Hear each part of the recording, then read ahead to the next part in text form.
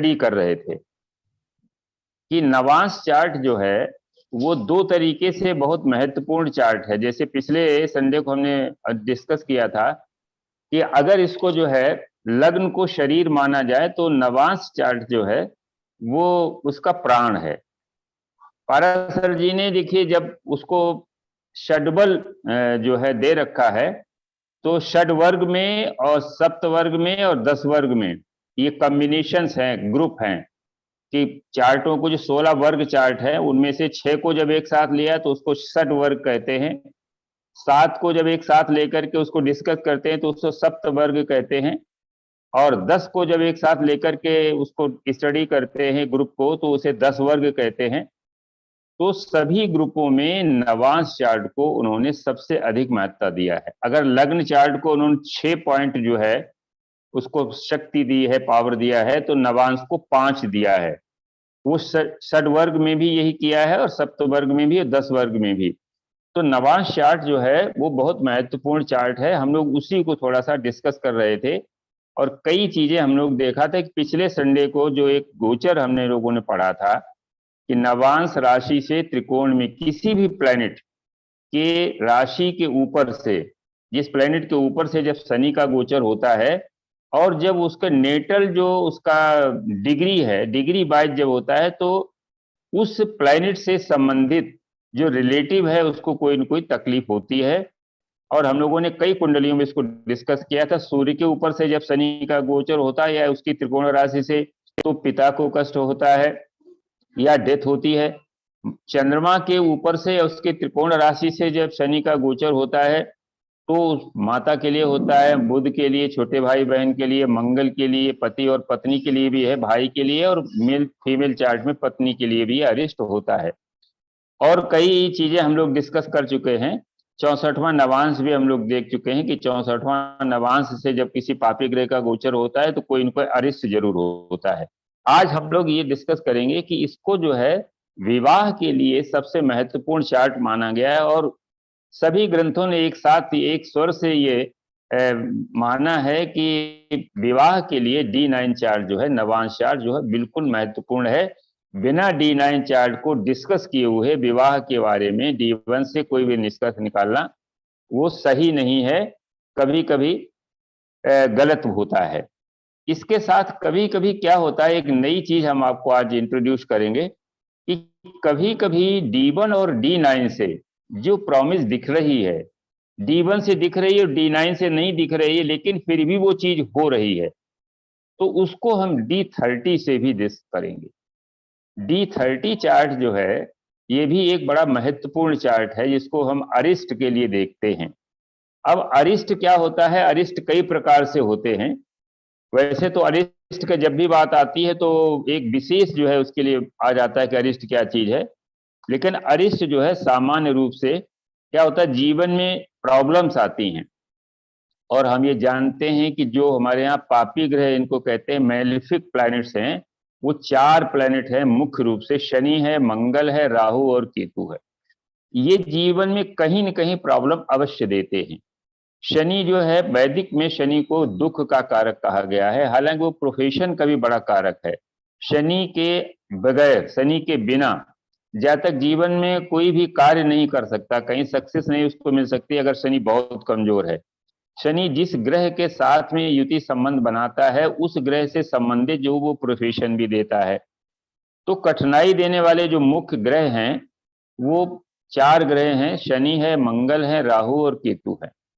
फिर क्या होता है कि कभी कभी कोई नेचुरल कैलेमिटी आ जाती जिसकी वजह से भी अरिष्ट होता है, जातक को परेशानी होती। जैसे आपने देखो अगर पिछले 2 साल में कोविड में अनेक लोगों के रिलेटिव्स चले गए, तो जो रिलेटिव्स जो है, जो हमारे बहुत ही क्लोज रिलेटिव होते हैं, जब भी कोई जाता है तो हमें परेशानी होती है, तकलीफ होती है, वो ही एक अरिष्ट ही है। तीसरा होता है कभी कभी आदमी प्रयास करता है किसी चीज के लिए और वो असफल हो जाता है तो भी उसको परेशानी होती है, पीड़ा होती है, ये भी एक प्रकार का अरिष्ट है। इसके बाद कभी कभी क्या होता है कि सब कुछ अच्छा चल रहा है और भाग्य साथ नहीं देता, दुर्भाग्य जिसे कहते हैं, तो दुर्भाग्य से भी जो है जातक को परेशानी होती है। लग्न ही सारे भावों को फेस करता है, उनके सुख और दुख को, उनसे संबंधित सभी कारकत्वों को लग्न जो है वो फेस करता है, वही नेटिव है। इसी प्रकार से क्या होता है कि कभी कोई एक्सीडेंट हो जाता है, दुर्घटना हो जाती है, और दुर्घटना के कारण भी जातक को परेशानी होती है, ये भी एक प्रकार का अरिष्ट है। अब कभी कभी क्या होता है, कोई आघात हो जाता है, अनचाहे कोई आघात होता है, कोई हमको अटैक कर देता है, हमला कर देता है, कोई माने जानवर कभी कभी हमला कर देता है, पता चला रास्ते में जा रहे हैं और पीछे से किसी जानवर ने जो है अटैक कर दिया। स्नेक बाइट हो जाता है, कभी कभी डॉग बाइट भी होता है, तो ये भी सारे अरिष्ट उसमें आते हैं। अरिष्ट को थोड़ा सा ब्रॉडस्कोपिक दृष्टिकोण से आप समझें कि जीवन में जातक को जिससे भी परेशानी हो रही है वो अरिष्ट होता है। तो D30 चार्ट जो है वो अरिष्ट के लिए देखते हैं। तो अगर मान लीजिए विवाह नहीं हो रहा है, ये भी एक अरिष्ट है। तो अगर नहीं हो रहा है तो ये D30 चार्ट में भी रिफ्लेक्ट होना चाहिए। कहां से? उसके लग्न से या सप्तम से। लग्नेश अगर पीड़ित है तो इसी जन्म में अगर हम जो ऐसा कर्म करते हैं, ऐसा कार्य करते हैं जिसकी वजह से विवाह नहीं हो रहा और हमको परेशानी है, वो भी एक अरिष्ट है। सप्तम में बैठे हुए जो है किसी पार्टनर के साथ हमने कोई पिछले जन्म में ऐसा कर्म किया है जिसकी वजह से ये सप्तम हाउस हमारा एक्टिव नहीं हो रहा है। अष्टम में क्या होता है, पूर्व जन्म में हमने कुछ ऐसे पाप कर्म किए हैं जिनको इस जन्म में हमें उसका ऋण चुकाना है, तो भी अरिष्ट होता है। तो इस तरीके से जो परेशानी हमको जिससे संबंधित हो रही है, मान लीजिए पंचम भाव से संबंधित कोई परेशानी है, जैसे संतान नहीं हो रही है, तो वो चीज D30 चार्ट में भी रिफ्लेक्ट होनी चाहिए, D9 में भी रिफ्लेक्ट होनी चाहिए। तो इस तरीके से इन तीनों चार्टों को हम एक साथ जब देखेंगे तो विवाह के लिए बहुत क्लियर कट जो है आप प्रेडिक्शन कर सकते हैं कि विवाह अर्ली होगा या मीडियम एज में होगा या लेट होगा या डिनाइल है, या विवाह के बाद क्या परेशानी आ सकती है। कभी कभी क्या होता है 15 साल 20 साल विवाह चलता है, उसके बाद डाइवोर्स हो जाती है। तो ये सारी चीजें जो है हम पहले D9 को समझेंगे और फिर D9 के बाद कुंडली को हम ऐसी एक दो कुंडलियां देखेंगे, डिस्कस करेंगे कि D9 बहुत पीड़ित है, इसका मतलब है कि मैरिज नहीं होनी चाहिए। लेकिन D30 बहुत अच्छा है और विवाह हो जाता है। तो ये भी हम देखेंगे कि कभी कभी D1 से प्रॉमिस D9 में डिनाई हो रहा है, लेकिन D30 हमको बता रहा है कि उससे अरिष्ट नहीं है, उसमें जो है अच्छे ग्रह का प्रभाव आ रहा है, तो ये हो जाता है। D30 को अभी जब हम इसको D9 को पढ़ करके D30 को करेंगे तो D30 चार्ट को किस तरीके से, दो तरीके से बताया है, पाराशरी विधि को ही हम लोग अप्लाई करेंगे।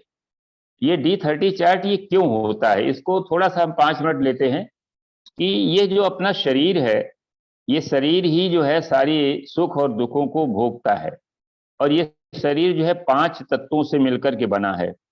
और जैसे इसमें कौन कौन से, अग्नि तत्व है, पृथ्वी तत्व है, वायु तत्व है, आकाश तत्व है और जल तत्व है। ये 5 तत्व से शरीर बना हुआ है। जिस प्रकार से आयुर्वेद, हम वास्तु में आप देखते हैं कि बैलेंस ऑफ एलिमेंट्स, जब हम किसी आवास के लिए, किसी अपने भूखंड के लिए हम एलिमेंट्स का बैलेंस करके उसका वास्तु दोष दूर कर सकते हैं, उसी प्रकार से हम अपने शरीर के एलिमेंट्स को जो है संतुलित करके हम शरीर का अरिष्ट दूर कर सकते हैं, शरीर का दोष दूर कर सकते हैं। तो पाराशर जी ने क्या किया कि जो 5 ग्रह हैं जिनकी दो दो राशियां हैं, मंगल की मेष और वृश्चिक है, बुध की मिथुन और कन्या है, शनि की कुंभ और मकर है, शुक्र की वृष और तुला है, और बृहस्पति की धनु और मीन है।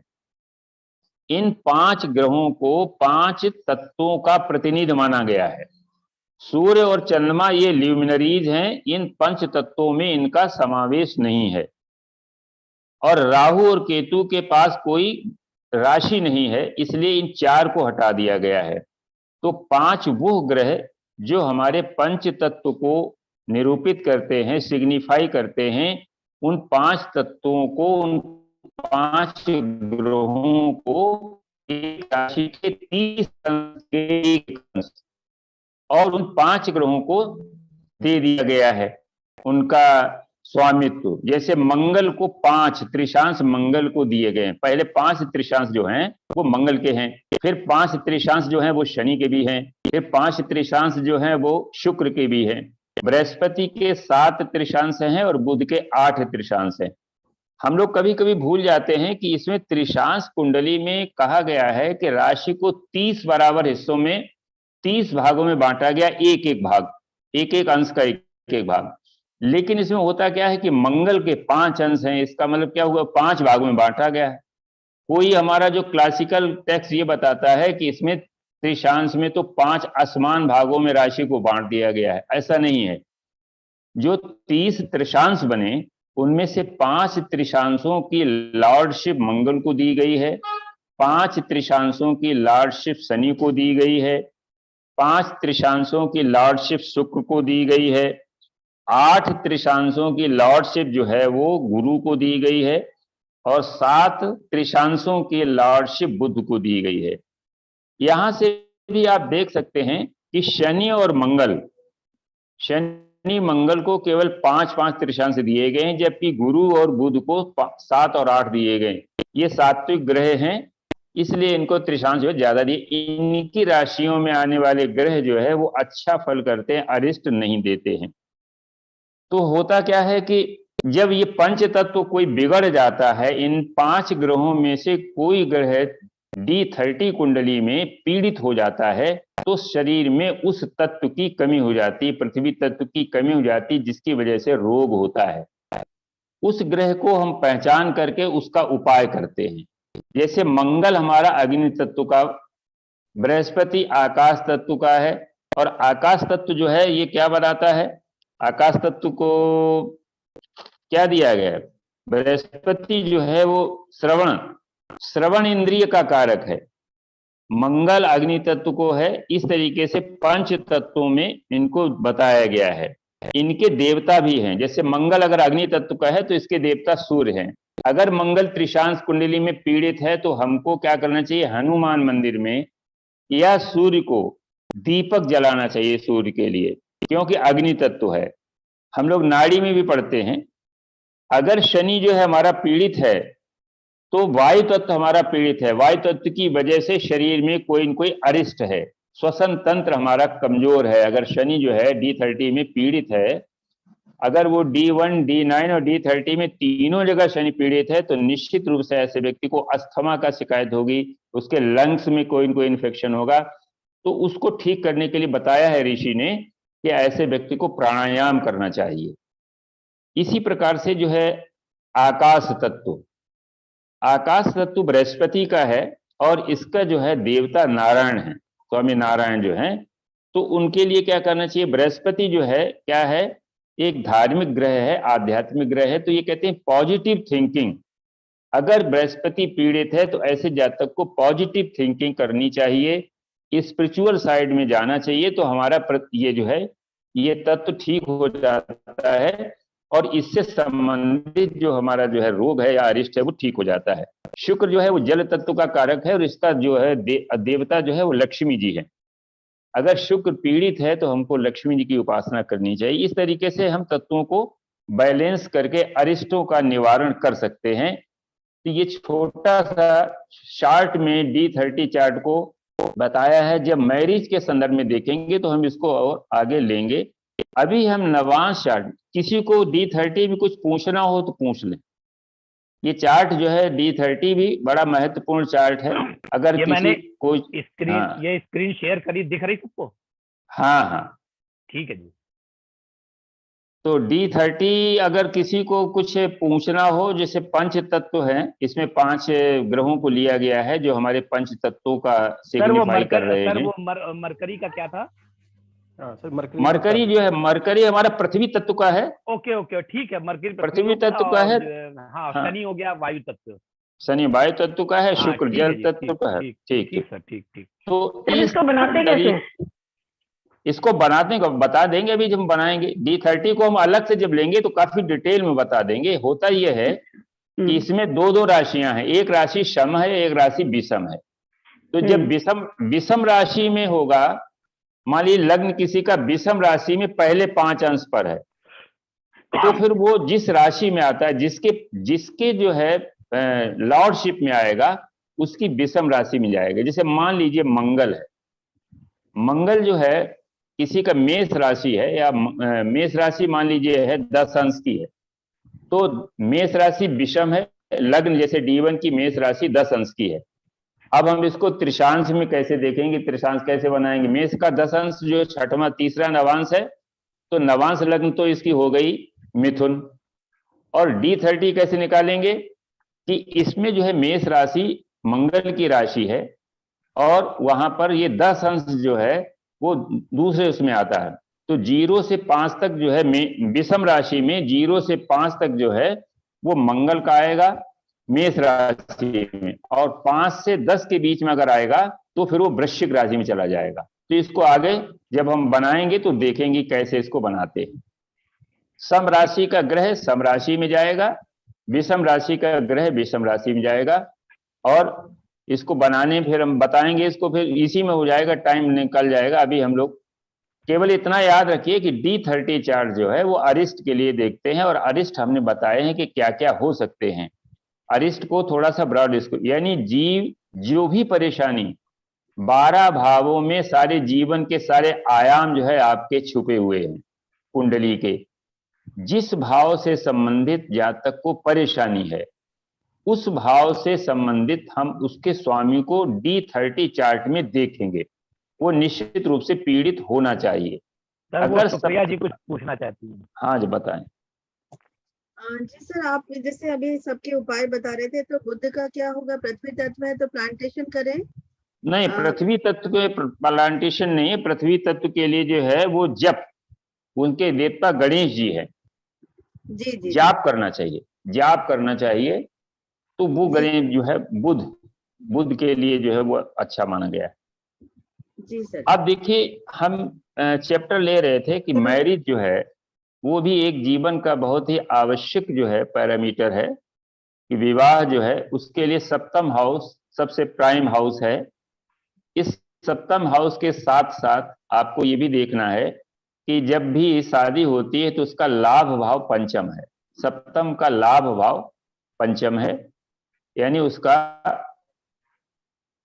पंचम भी हमें देखना है। सेकेंड हाउस जो है फैमिली में इंक्रीमेंट होता है, जब भी विवाह होता है तो फैमिली में इंक्रीमेंट होता है, तो हम द्वितीय भाव को भी देखेंगे।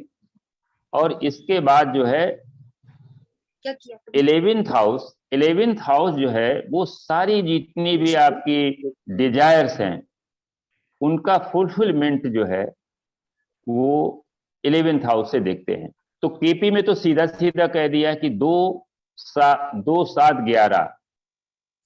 11 भावों को जब हम देखेंगे तो विवाह के लिए देखते हैं। यहां पर भी इनके जो हाउसेस हैं वो सप्तम हाउस को देखेंगे। अब देखिए सप्तम में क्या होता है कि लग्न, सबसे पहले तो लग्न है क्या, उस हाउस के सुख को भोगने के लिए लग्न है कि नहीं मजबूत, तो लग्न को सबसे पहले देखेंगे। किसी भाव का फल देखने के लिए सबसे पहले हमें लग्न को देखना पड़ेगा कि लग्न जो है वो वही भोगता है सारे 12 भावों के, जो पॉजिटिव और निगेटिव जो भी फल हैं वो लग्न को ही भोगने पड़ते हैं। तो लग्न के साथ साथ फिर हम सप्तम हाउस को देखेंगे। पंचम हाउस हमारा मानसिक जो है बुद्धिमत्ता भी है, रोमांस का भी है। 5 7 का संबंध भी हमको बताता है कि जो है कभी कभी अफेयर हो जाता है, क्योंकि वहां रोमांस है वहां शादी हो जाती है, तो रोमांस के बाद शादी हो जाती है। तो ये 5 और 7 का संबंध भी वैदिक में बताया गया कि अगर 5 और 7 का संबंध है तो लव मैरिज हो जाती है। इसी प्रकार से अब हम D9 को जब हम देखेंगे कि ये मैरिज के लिए पूर्णतया मैरिज के लिए देखा गया, तो इसको पूरा स्वतंत्र किस तरीके से हम एक मैरिज के लिए इसको स्वतंत्र चार्ट के रूप में जब देखेंगे, तो इसके 12 भावों को हम पहले डिस्कस करेंगे कि D9 के जो 12 भाव हैं वो क्या क्या हमको बताते हैं मैरिज से। इसका संदर्भ केवल मैरिज के लिए है। अब देखिए क्या होता है कि विवाह के लिए जो कुंडली है D9, उसके लिए पहले तो संभावना होती है कि संभावना कैसे देखेंगे। तो सबसे पहले इसका जो अध्ययन है एक स्वतंत्र कुंडली के रूप में करेंगे और 1 से लेकर के 12 भावों को हम विवाह के संदर्भ में देखेंगे। जैसे प्रथम हाउस है, D9 का जो फर्स्ट हाउस है वो लग्न है, ये मुख्य विचार है। अगर लग्न अच्छा है, लग्नेश जो है सुस्थित है, केंद्र त्रिकोण में है और लग्न पर कोई पापी प्रभाव नहीं है, तो यह जो है एक अच्छे विवाह को इंगित करता है, एक अच्छे विवाह की प्रॉमिस देता है। अगर D9 का लग्न भाव अच्छा है, वहां पर कोई पापी प्रभाव नहीं। एक ये ध्यान रखिएगा कि अगर D1 का 6, 8, 12 का कोई लॉर्ड अगर D9 की लग्न में आ जाता है तो निश्चित रूप से विवाह में या तो विलंब होता है या डिनायल हो जाता है या आगे चल करके कोई दिक्कत आ जाती है। इसलिए D9 की लग्न को अच्छे विवाह के लिए D9 की लग्न जो है ये महत्वपूर्ण है। वहां पर कोई भी पापी प्रभाव नहीं होना चाहिए और उसका स्वामी ना तो D9 के 6, 8, 12 में जाए और ना ही D1 के 6, 8, 12 में पड़ी हुई राशियों में जाए। ये प्रथम हाउस के लिए एक आवश्यक जो है उपकरण हो गया कि D9 का जो लग्नेश ना तो D9 में 6, 8, 12 भाव में जाए और ना ऐसी राशि में जाए जो D1 के 6, 8, 12 भाव में पड़ी हुई है। इसके बाद जो सेकंड हाउस है, द्वितीय भाव है D9 का, तो द्वितीय भाव से हम लोग क्या देखते हैं? एक तो फाइनेंस, वहां पर धन है, दूसरा वहां पर वाणी है, तीसरा वहां पर जो है वो हमारी फैमिली है और ये सप्तम हाउस से अष्टम पड़ रहा है। तो सप्तम मानी पार्टनर की आयु को भी ये दर्शाता है सेकेंड भाव। द्वितीय भाव पीड़ित होने पर जीवन साथी की आयु यानी उसकी एज में थोड़ी दिक्कत हो सकती है, एज कंप्रोमाइज हो सकती है, फाइनेंस में परेशानी हो सकती है, विवाह के बाद जातक के फाइनेंस में परेशानी हो सकती है। अगर वहां पर कोई पापी ग्रह बैठा हुआ है तो विवाह के बाद जो है उसका वाणी यानी वाणी ऐसी हो सकती है जो आगे चल करके परेशानी, आपस में तनाव दे सकती है, वैवाहिक जीवन में तनाव हो सकता है। देखिए दक्षिण भारत में इसी पॉइंट को लेकर के मंगल को द्वितीय भाव में भी मंगल को खराब माना गया है। हम लोग उत्तर भारत में 1, 4, 7, 8, 12 भावों में स्थित मंगल को कुज दोष या मंगल दोष मानते हैं। 1, 4, 7, 8, 12 भावों में स्थित मंगल को मांगलिक दोष मानते हैं, लेकिन दक्षिण भारत में सेकंड हाउस को भी, क्योंकि सेकंड हाउस में जब मंगल बैठता है तो वाणी को खराब करता है। जातक ऐसी वाणी बोलता है कि सामने वाले को परेशानी होती है, कभी कभी वो बहुत ही अशुभ वाणी हो जाती है। वहां से वो अष्टम हाउस को देखता है जो विवाह की टाई है और जीवन साथी के आयु है, वो सप्तम दृष्टि से वहां पर उस मांगलिक भाव को भी खराब करता है।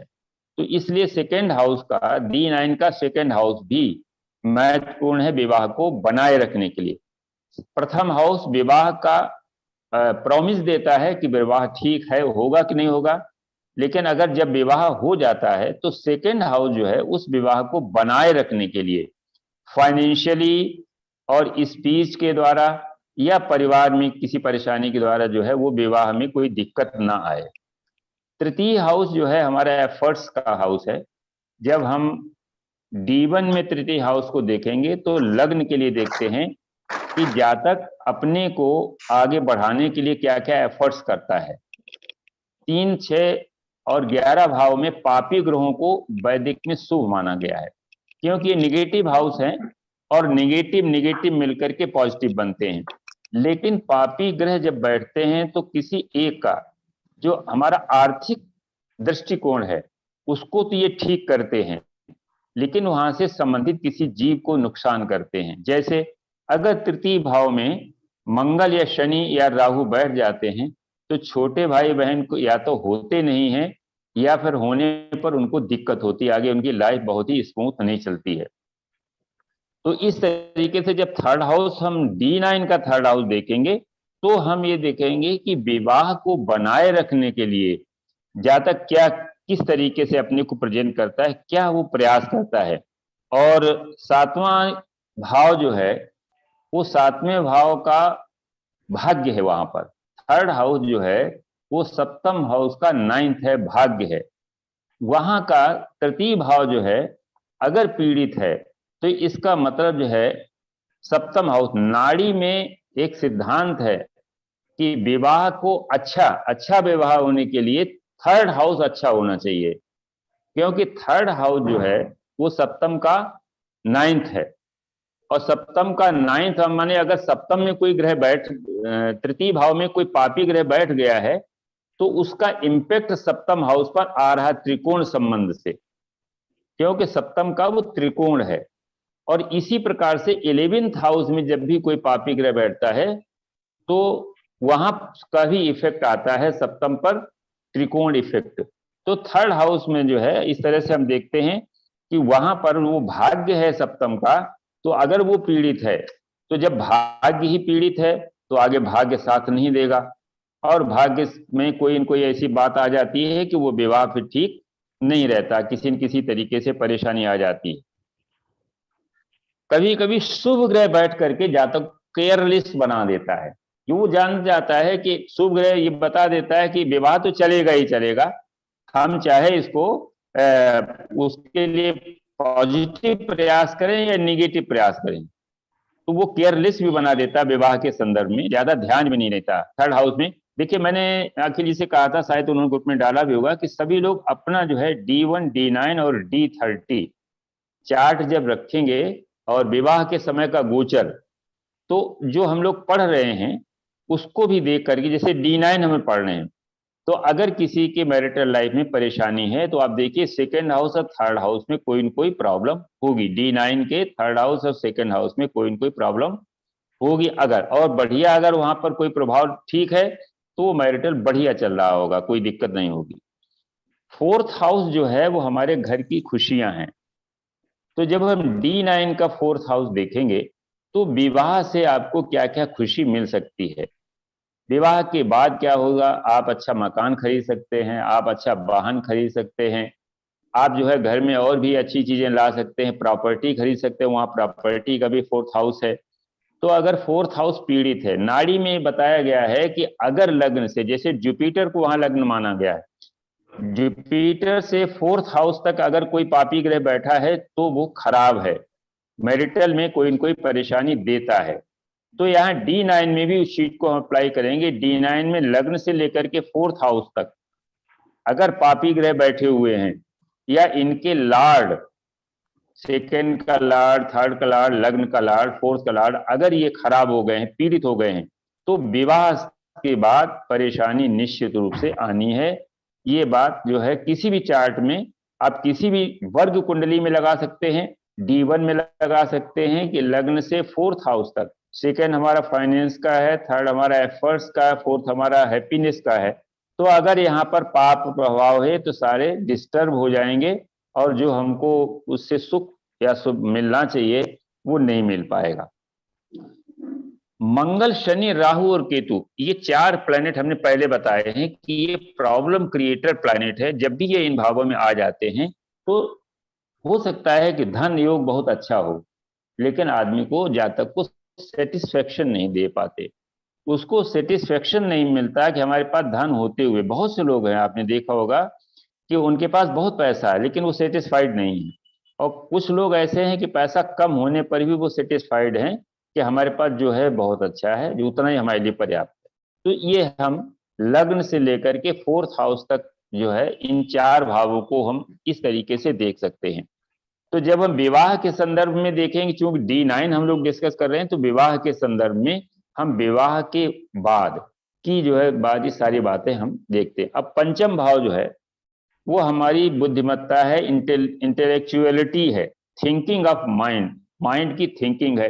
तो होता क्या है कि ये पंचम हाउस जो है वो हमारा चिंतन, ये चिंतन दर्शाता है। अगर पंचम हाउस हमारा पीड़ित है D9 का, तो हम विवाह के प्रति हमारे जो विचार हैं वो पॉजिटिव नहीं होंगे। आदमी सोचता रहेगा कि अरे यार कहाँ हम इसमें फंस गए, कहीं आगे चल कर के हमको दिक्कत न हो जाए, पत्नी का स्वास्थ्य तो खराब नहीं है, भले ही न खराब हो, लेकिन उसका निगेटिव थिंकिंग निगेटिव आ जाती है और विचार जो है वो निगेटिव आने लगते हैं। और ये कभी कभी ये निगेटिव विचार जो है, चूंकि वहां रोमांस का भी है पंचम हाउस, तो कभी कभी क्या होता है कि ये विवाह को तोड़ने में एक चिंगारी का काम करते हैं। जैसे एक चिंगारी जो है किसी बड़ी आग का रूप ले सकती है, तो यहाँ पर एक निगेटिव थिंकिंग ये भी विवाह को तोड़ने में पूरा अपना काम कर सकती है, क्योंकि यहाँ पर ये लाभ भाव है। सप्तम का लाभ भाव जो है पंचम है। अगर वो लाभ भाव पीड़ित है तो सप्तम का लाभ क्या होता है? संतान होता है। तो निगेटिव थिंकिंग जो है वहां पर ये पीड़ा दे सकती है, इसलिए पंचम हाउस को भी पीड़ित नहीं होना चाहिए, क्योंकि लाभ नहीं मिलेगा। विवाह का लाभ क्या है? वैवाहिक प्लेजर है, खुशियां हैं, और फिर उसका रिजल्ट जो है वो संतान है। पंचम संतान का भी जो है कारक भाव है। कभी कभी क्या होता है कि संतान होने के बाद परेशानी हो जाती है, आदमी संतान बिगड़ जाती है, वो माने जो है उससे सामाजिक की जो है प्रतिष्ठा भंग होती है। तो ये भी हम पंचम हाउस से देखेंगे कि विवाह के बाद क्या होगा। अगर पंचम हाउस पीड़ित है, अगर D9 का और हमारा जो है D5 अच्छा है, D1 का पंचम हाउस अच्छा है, तो संतान तो हो जाएगी, लेकिन वो संतान से उसे सुख नहीं मिलेगा, उससे पद और प्रतिष्ठा की हानि होगी जा तक की। इसलिए D9 का पंचम हाउस पीड़ित नहीं होना चाहिए। अब छठा भाव आता है। छठा भाव जो है हमारे संघर्ष का है और समस्याओं का है, वहां रोग का भी है, ऋण का भी है, इनिमिटी भी है। तो इसके लिए क्या होता है? ये अनेक समस्याएं देता है, और जीवन सुचारू रूप से कैसे चले, इन समस्याओं के निराकरण के लिए उस जातक को हमेशा सतत प्रयत्न करते रहना चाहिए। छठा भाव जो है वो सप्तम का द्वादश भी है, आप ऐसे समझें। और द्वादश भाव किसी भी भाव का द्वादश, जैसे लग्न का द्वादश जो है वो लग्न को निगेट करता है, जातक के जीवन को समाप्त कर। देह है ना, लग्न देह है, और वहां पर मृत्यु है, जन्म और मृत्यु। तो जन्म से देह मिलती है, शरीर मिलता है, और मृत्यु से शरीर जो है नष्ट हो जाता है। तो जो भी कारक किसी भी भाव से 12th हाउस उस भाव के कारकत्व को समाप्त कर देता है। तो विवाह का ये सप्तम हाउस है, तो उसका छठा भाव उसका क्या करता है? उसके भाव को नष्ट करता है। वहां पर अगर कोई भी दिक्कत है, छठे भाव में अगर माने परेशानी है, तो सप्तम को वो जो है खराब करेगा। अगर 6 और 7 का एक्सचेंज है, D9 में हम बता रहे हैं, D9 के छठे भाव का स्वामी सप्तम में और सप्तम भाव का स्वामी छठे में आ जाता है, तो या तो जो है वो मैरिटल डिस्टर्ब हो जाता है। अगर जुपिटर कहीं से उसको एस्पेक्ट कर रहा है तो विवाह तो बच जाता है, लेकिन परेशानी बहुत होती है। परेशानी इतनी होती है कि एक छत के अंदर नीचे रहते हुए भी बिल्कुल दूसरों की तरह से ये रहते हैं, आपस में बातचीत नहीं होती, बोलचाल नहीं होती। मंगल और केतु कहीं आ जाते हैं तो और परेशानी होती है, फिजिकल फाइट तक होती है, मारपीट होने लगती है। इसके बाद सप्तम हाउस हमारा है D9 का सप्तम हाउस। ये जो है जिस तरह से लग्न जो है सब कुछ बताता है, तो सप्तम हाउस जीवन साथी के जीवन के बारे में सारा कुछ बता देता है कि सप्तम हाउस अगर पीड़ित है तो से जो है हमारा जीवन साथी है, स्पाउस है, उसका स्वास्थ्य कैसा रहेगा। सप्तम हाउस मारक भी होता है, लग्न का जो है मारक भाव भी उसे कहलाता है, और बाधक भी होता है। कुछ लग्नों के लिए वो बाधक भी होता है, स्थिर लग्नों के लिए जो है, और द्विज स्वभाव। इसीलिए D1 में मिथुन और कन्या लग्न के लिए बृहस्पति मारक और बाधक दोनों होता है, क्योंकि सप्तमेश भी होता है और बाधक स्थान भी होता है। तो मिथुन और कन्या लग्न वालों के लिए सप्तम हाउस पर अगर अच्छा एस्पेक्ट नहीं है तो वो दिक्कत है, बृहस्पति का रोल वहां पर खराब हो जाता है। अष्टम हाउस जो है विवाह की आयु और विवाह के वायु, कुछ दुर्घटनाएं, अचानक कोई घटना, और इसके बाद एक और चीज है जो एक्स्ट्रा मैरिटल संबंधों को भी दर्शाता है, D9 का अष्टम हाउस। जब एक्स्ट्रा मैरिटल ज्यादा उसमें आ जाता है तो विवाह समाप्त हो जाता है, विवाह की आयु खत्म हो जाती है। नवम हाउस जो है वो आध्यात्मिक पहलू भी है, अगर पाप प्रभाव में है तो आपस में विश्वास की कमी होती है। अगर D9 का 9th हाउस जो है पीड़ित है तो उसमें क्या होता है कि आपस में विश्वास, एक दूसरे पर विश्वास नहीं करते, उनमें हमेशा शक बनी रहती है। और दसम भाव जो है कर्म स्थान है। कर्म स्थान का मतलब है वैवाहिक जीवन में उसको बनाए रखने के लिए जातक तो किस प्रकार से कर्म करना चाहिए। अनेक प्रकार के घर में अगर वो पीड़ित नहीं है तो अनेक उत्सव, कर्म माने विवाह के बाद के कर्म, कार्य, आप क्या क्या कर सकते हैं। तो अगर दसम हाउस हमारा पीड़ित है तो घर में क्या होगा, कोई उत्सव नहीं मनाएंगे, एक दूसरे की जब सामंजस्य नहीं बैठेगा तो घर में कोई उत्सव नहीं होता है। और अगर अच्छा है, वहां पर शुभ ग्रह बैठा हुआ सुप्रभाव में है, तो अनेक प्रकार के अवसर मिलते हैं घर में उत्सव मनाने के लिए। और क्या होता है, पीड़ित अगर है तो कर्म तो होते हैं लेकिन अनैच्छिक, बहुत से कार्य हम इच्छा से करते हैं, खुशी से करते हैं, बढ़िया।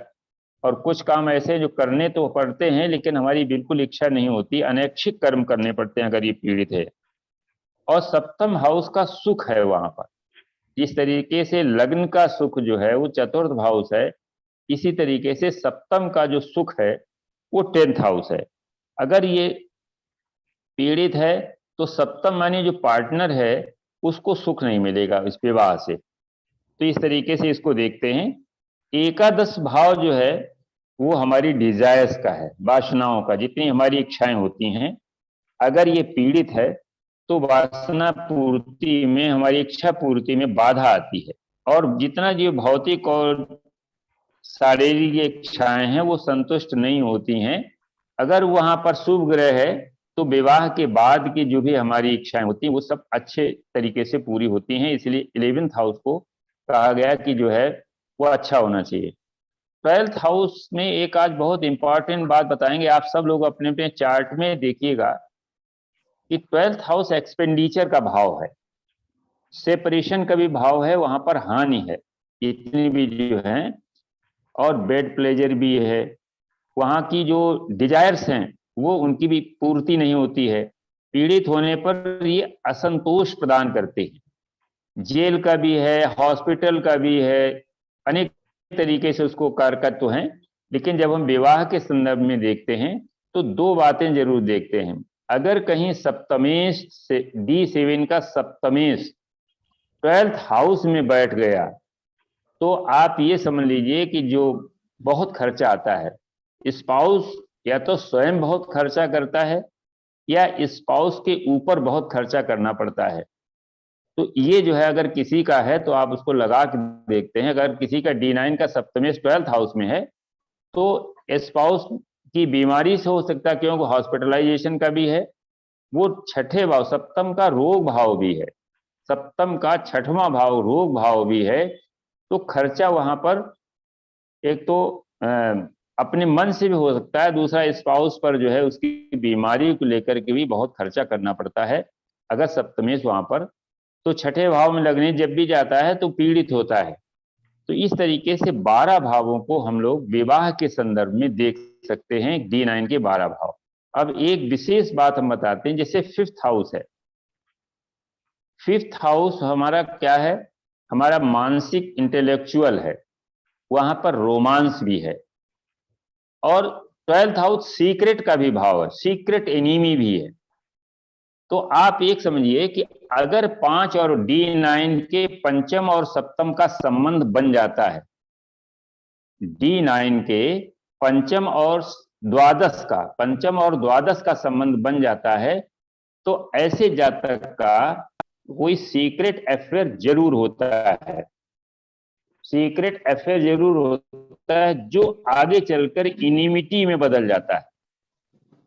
आप इस चीज को किसी भी चार्ट में लगा के देखेंगे, अगर इस तरह का संबंध बनता है तो ये इस तरह घटना घट। अगर कहीं जॉब कर रहा है कोई बंदा और 5-12 का संबंध है D9 में, और कहीं 10 से भी संबंध बन गया, तो वो वहां जहां वर्क प्लेस है वहां से किसी से उसका अफेयर चल रहा है।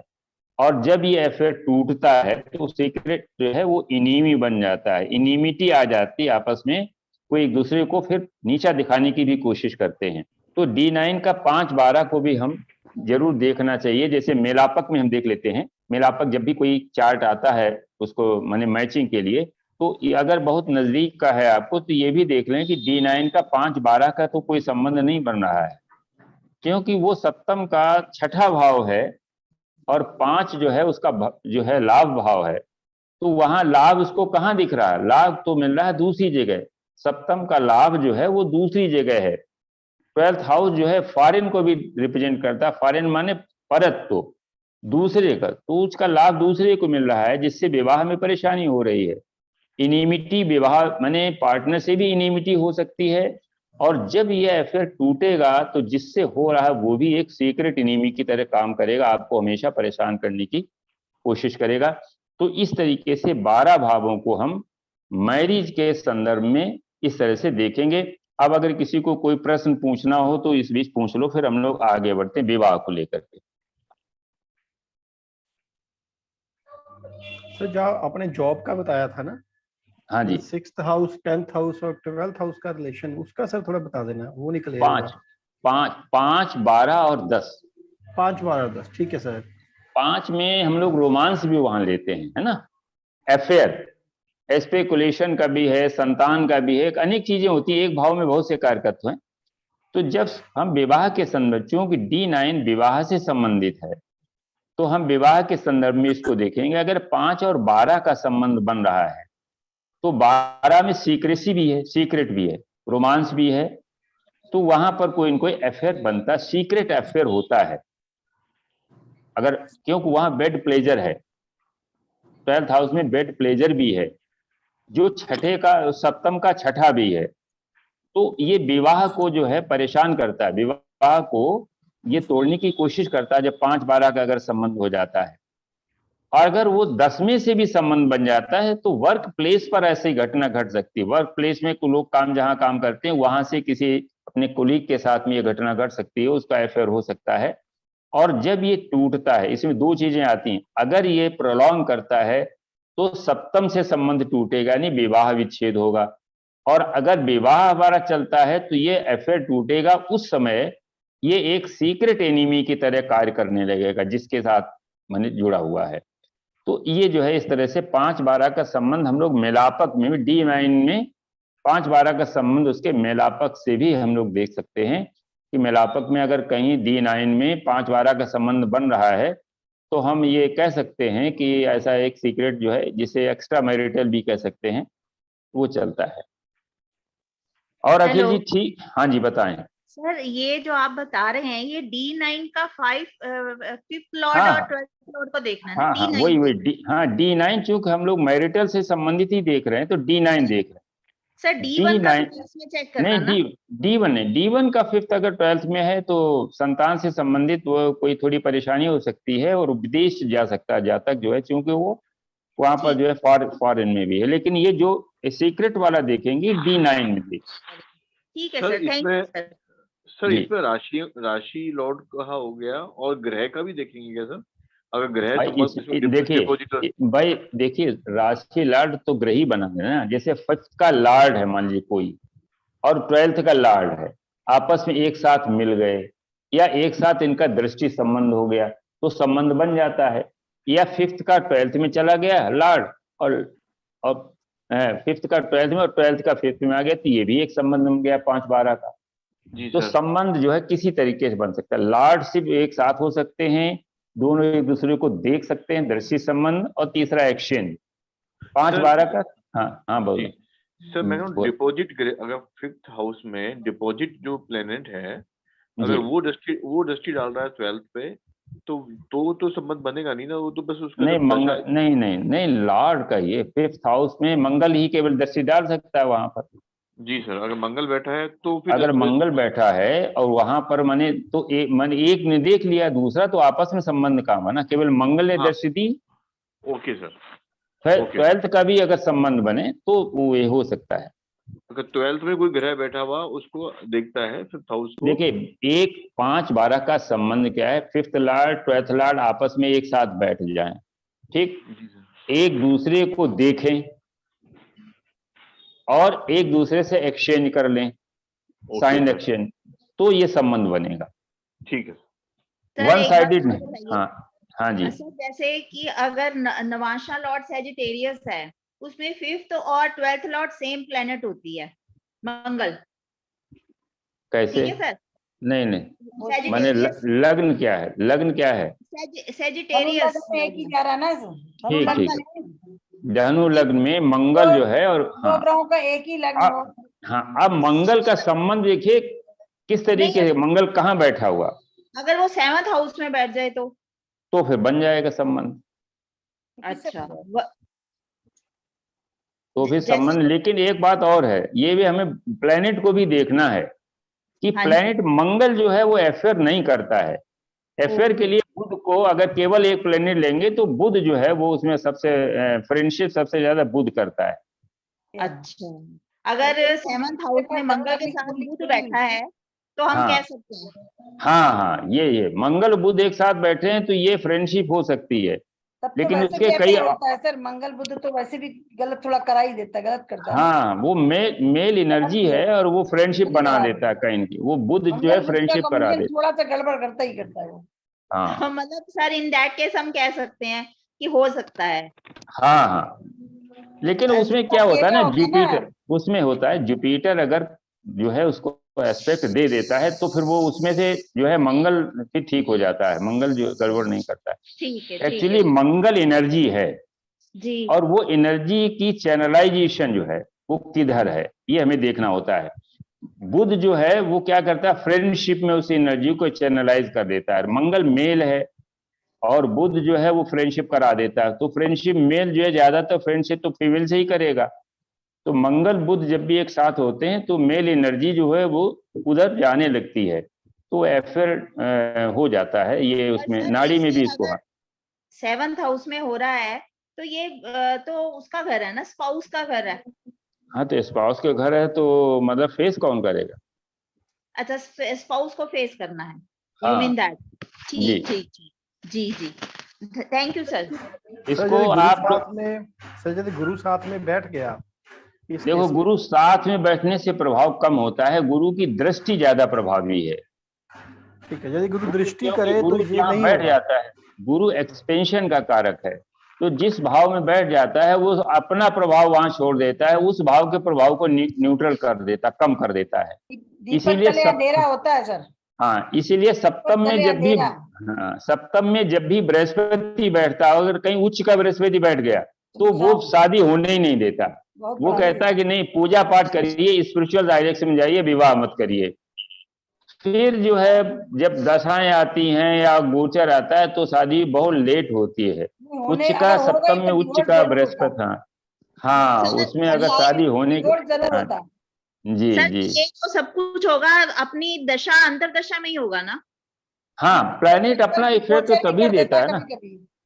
गोचर में टेम्परेरी होता है, जैसे मान लो गोचर में वो चीज बन गई तो टेम्परेरी कुछ समय के लिए हुआ, जैसे हट गया तो उसमें जो फास्ट मूविंग है वो तो बहुत थोड़े। जैसे चंद्रमा तो 2 ही दिन रहता है एक राशि में, बुध जो है 1 महीना रहेगा, मंगल 1.5 महीना रहेगा। लेकिन शनि और जुपिटर और राहु केतु जब ये आते हैं तो ये ज्यादा देर तक ठहरते हैं। तो अगर इनके माध्यम से कोई भी योग बनता है तो वो फिर काफी लंबा तक चलता है। हाँ, वो काफी समय तक चलता है। अंतरदशा में ही प्रभाव दिखाएगा ना। हाँ जी, हाँ दिखाएगा तो अपने उसमें जब दशा आएगी और जी। दशा आने के बाद जो है गोचर भी उसको सपोर्ट करेगा, तब जो है तब दशा आएगा। गोचर एक साथ चलते हैं, तब ये ऐसा होता है। ठीक। रंजीत जी क्वेश्चन पूछ लें अपना आप। हाँ जी, हाँ सर- पूछे पूछे। Hi sir- sir, Ranjit. Ranjit ji बताइए। सर मेरे 2 क्वेश्चंस है। जी। फर्स्ट, जो आपने 5-12 का संबंध सिक्रेटिव बताया था, हाँ। लव अफेयर, उसमें हाँ। अगर उनके दोनों के लॉर्ड 212 में है तभी ये कॉम्बिनेशन बन जाएगा सर? तभी नहीं, ये 212 नाड़ी के रिजल्ट नहीं आएगा? लेते। नहीं नहीं, नहीं, इसमें नाड़ी वाला नहीं लेंगे। 212 संबंध नाड़ी का बनता है, यहाँ तो ये संबंध खराब है। वैदिक में 212 संबंध खराब है। 212, 6, 8, 3, 11 ये तीनों संबंध खराब है वैदिक में। संबंध 1, 7 का है और केंद्र त्रिकोण का संबंध यहाँ पर लेंगे, या दृष्टि संबंध लेंगे 1, 7 लेंगे, और जुपिटर या सेटर्न और इनकी 2 दृष्टियां 3, 7, 10 लेंगे, और जुपिटर की 5, 7, 9 लेंगे। लेकिन जो है यहाँ पर 2 द्वादश वो संबंध नहीं है, अच्छा संबंध नहीं मानते वैदिक में सर इसको। इसमें हम लोग वो देखते हैं इंटरचेंज, नौमांश में इंटरचेंज भी तो देखेंगे ना। हाँ हाँ, जब हम इसको इंडिपेंडेंट चार्ट के रूप में देखेंगे तब इसको हम इसमें एक्सचेंज परिवर्तन भी योग देख भी लेंगे। देखा जाएगा सबका। हाँ सर, तब। हाँ जी दूसरा सवाल था, आपने जी ये सिक्रेटिव लव अफेयर बताया, अगर जी। ओपन लव अफेयर है तो 5 और 7 का संबंध होना चाहिए सर? हाँ, 5, 7। ओके।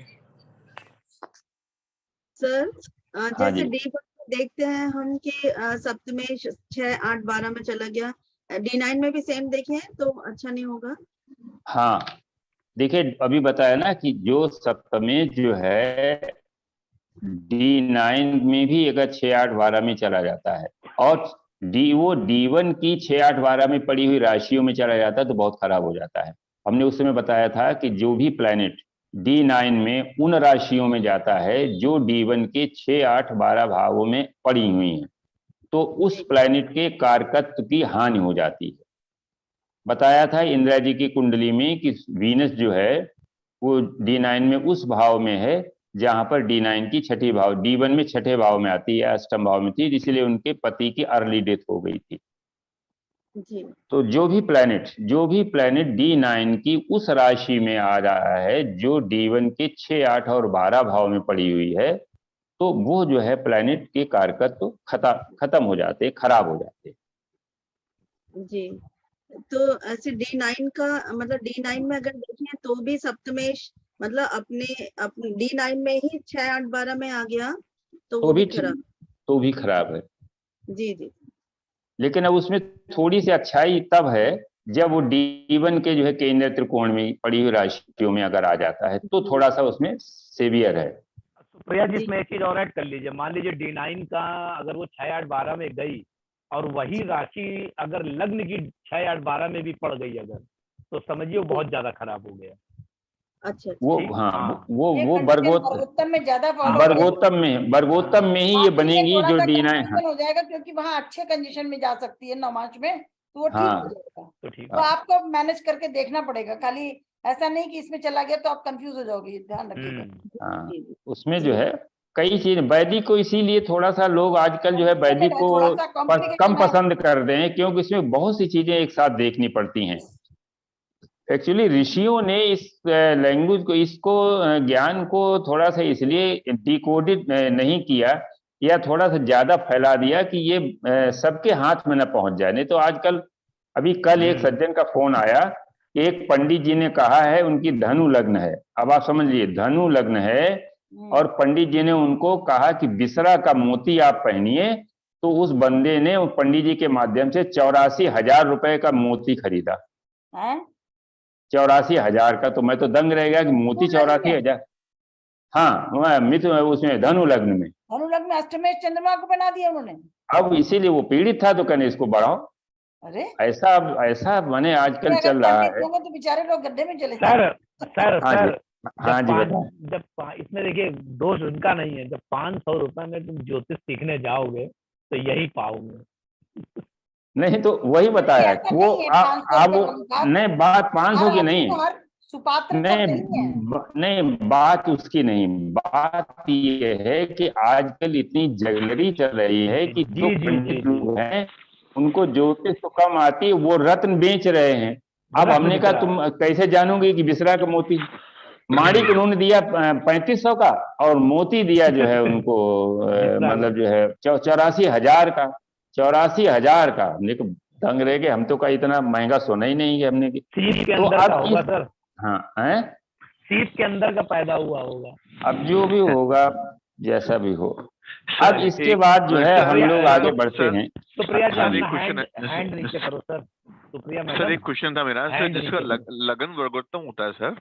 जी जी तो उस केस में कैसे होगा? जैसे लगन वर्गोत्तम हो गया तो सारे जो राशियां तो सेम वही D9 में वही मूव करेंगी। बिल्कुल D9 में वही हो गई।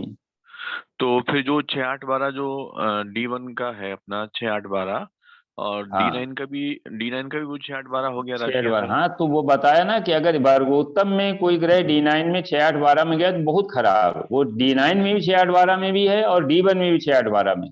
ग्रह, तो अच्छा, ग्रह की बात वो कर रहे हैं। प्लैनेट उस प्लैनेट का जो कारकत्व है वो निश्चित रूप से कोई न कोई एक कारकत्व खराब होता है। अच्छा एक और बात ध्यान रखिएगा, प्लैनेट का कोई सभी कारकत्व एक साथ खराब नहीं होते हैं, वो कोई एक कारकत्व जो है वो विशेष खराब होता है। जीव से लेकर अगर जो है हाँ जीव को लेकर उससे संबंधित जीव को हानि हो सकती है। अगर अजीब लेंगे तो हो सकता है, जैसे वीनस है तो वीनस में अगर मान लीजिए जो फीमेल है, फीमेल चार्ट है तो वीनस फीमेल स्वयं अगर ठीक है तो फाइनेंस उसका गड़बड़ जरूर होगा।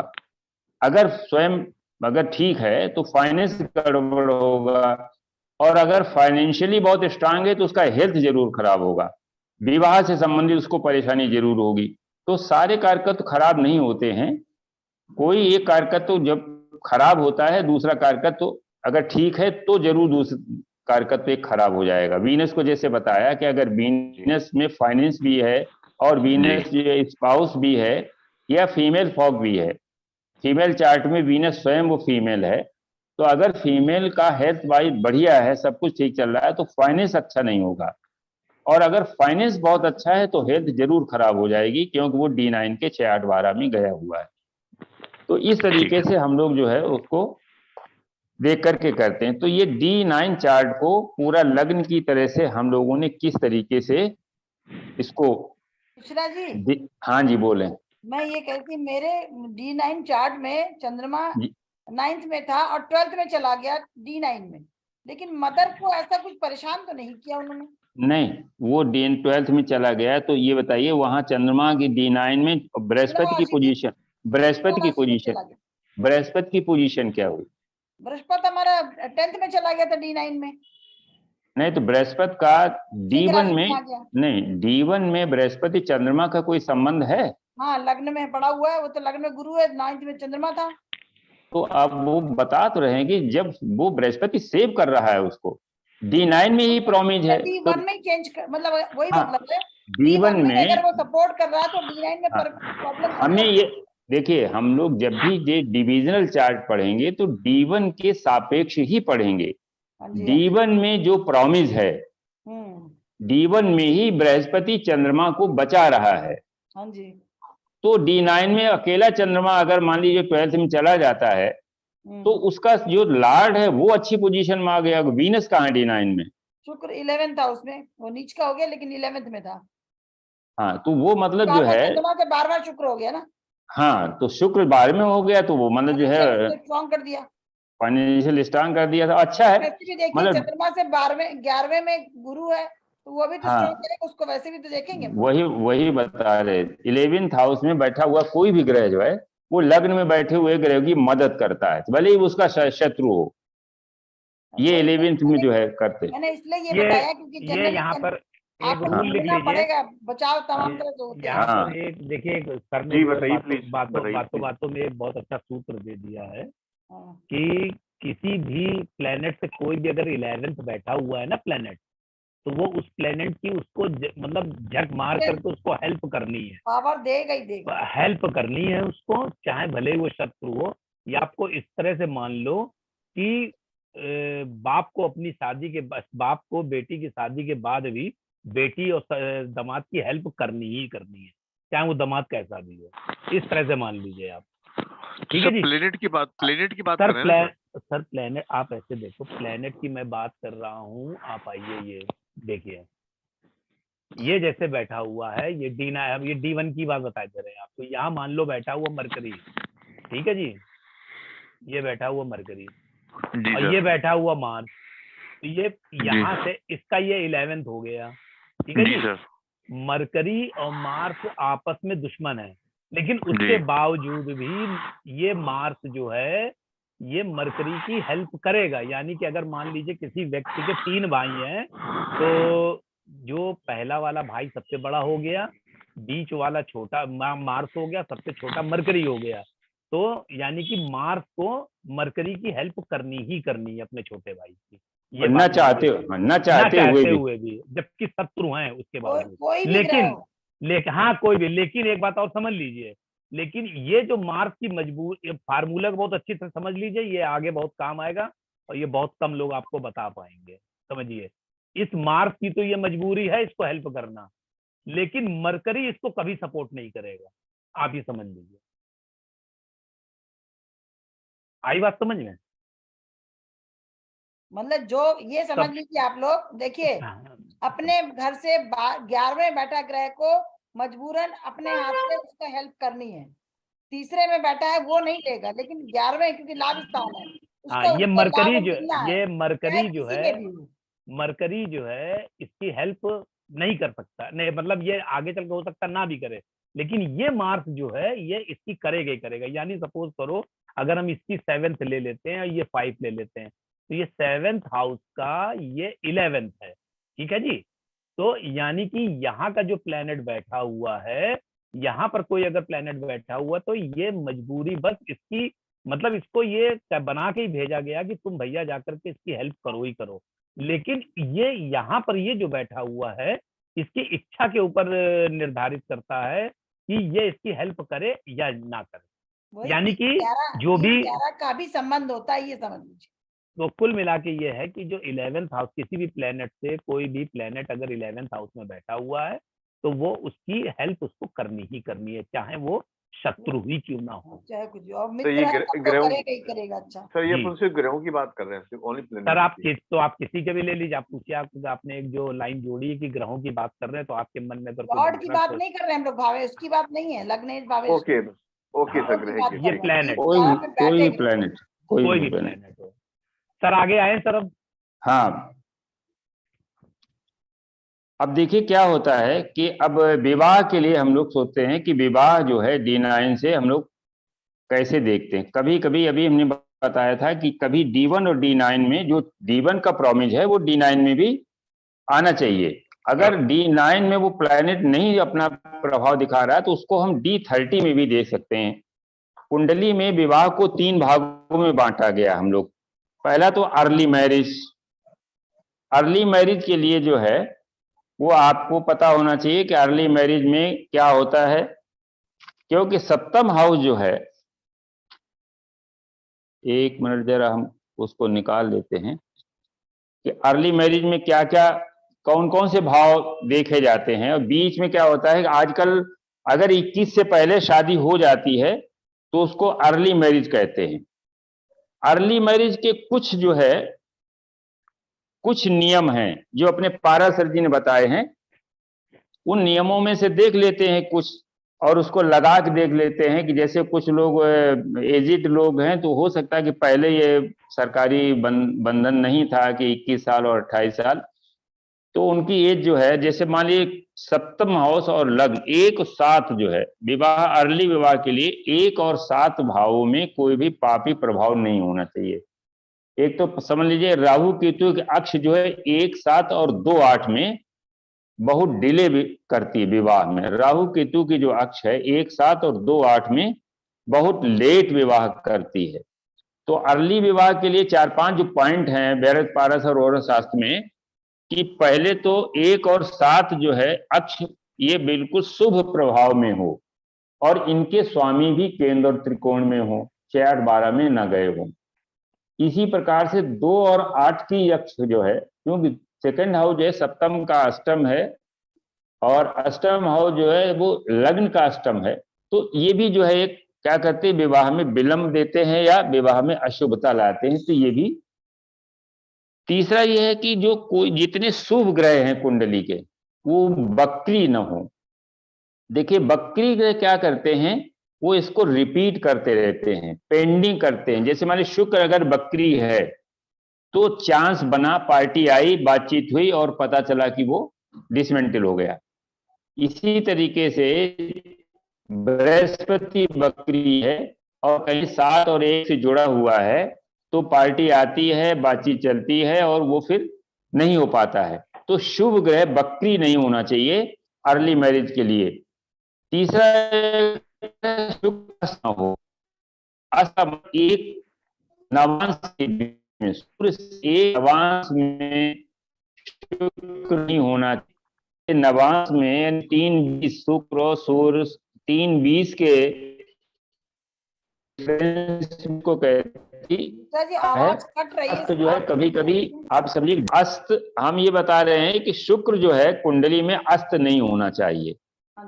अस्त शुक्र जो है वो विवाह में बहुत परेशानी पैदा करता है और अस्त के लिए उसमें भी एक जो अपना नवांश है, शुक्र और सूर्य एक नवांश में न होनी चाहिए। किसी एक राशि में 3 अंश 20 कला के बीच में नहीं होना चाहिए। उससे दूर अगर हैं तो कोई दिक्कत नहीं है।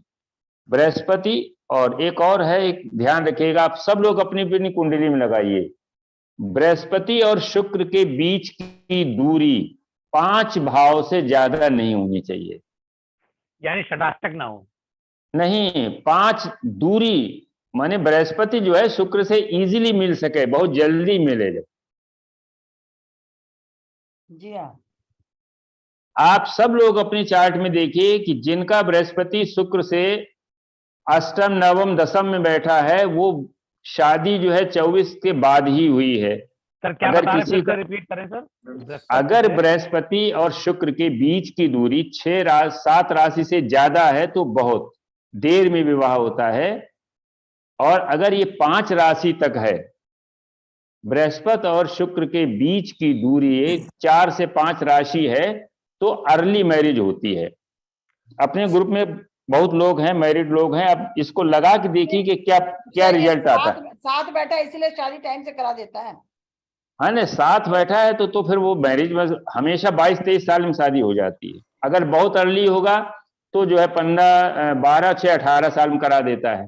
हाँ। लेकिन अब D9 में सर, ये D1 में अभी तो हम लोग D1 को पढ़ रहे हैं। विवाह के जो प्रॉमिज हैं, गुरु शुक्र हाँ। मेरे बेटे की बैठा है, 27 साल में शादी कर चुके, बल राहु बैठा तो 27 कर दिया, नहीं तो और पहले हाँ। करा देता। वही बता रहे हैं। साथ साथ बैठे हैं क्या? एक ही साथ गुरु शुक्र बैठा है, बीच में राहु होगा ना? नहीं किनारे है, लेकिन लड़की तो मिल गई थी ना 17 साल में शादी तो हाँ। वही करी 10 साल बाद। हाँ, 17 साल में लड़की मिल गई, लेकिन शादी मैंने जो है 9 साल बाद कर रहे हैं। हमारा बीटेक करने में मिली है, शादी तो में 6 भावों में है और हाँ जी, शादी हाँ। जल्दी, हमारा जी। 6 भावों की दूरी है, लेकिन शादी हमारी जल्दी हुई है। तो भविष्य नहीं जल्दी 6 भाव तो बताया ना कि 7 भाव के आगे जब भी बढ़ेंगे तो लेट मैरिज होती है। 7 भाव तक शादी जो है 22 साल तक हो जाती है। कितने साल में हुई आपकी शादी? 22 साल में ही हुई है, 6ठे भाव में है सूर्य। हाँ, तो बताया ना कि अर्ली मैरिज जो है वो जब नहीं भी सर वो ये कह रही है कि हमारा जो है क्या कहते हैं, बृहस्पति और शुक्र की बीच की दूरी 6 भाव से आगे है, लेकिन अगर यहाँ पे अगर आप हाँ नहीं 6 भाव, 6 भाव में तो के आगे नहीं है, 6ठे ही भाव में है। सूर्य शुक्र तीसरे घर बैठे अरे, हैं, गुरु 10वें घर। अरे एक बात बताइए, सुनिए मेरी एक बात, अखिल जी मैं बताऊं, गुरु से जब 6ठे में जाएगा तो भी जब आप आगे सामने ले जाएंगे सप्तम में, तो वो जो कर्तरी बन जाती है ना, वो भी करीब करती है। मैडम ये बताइए, आपका जो है बृहस्पति किस राशि में है?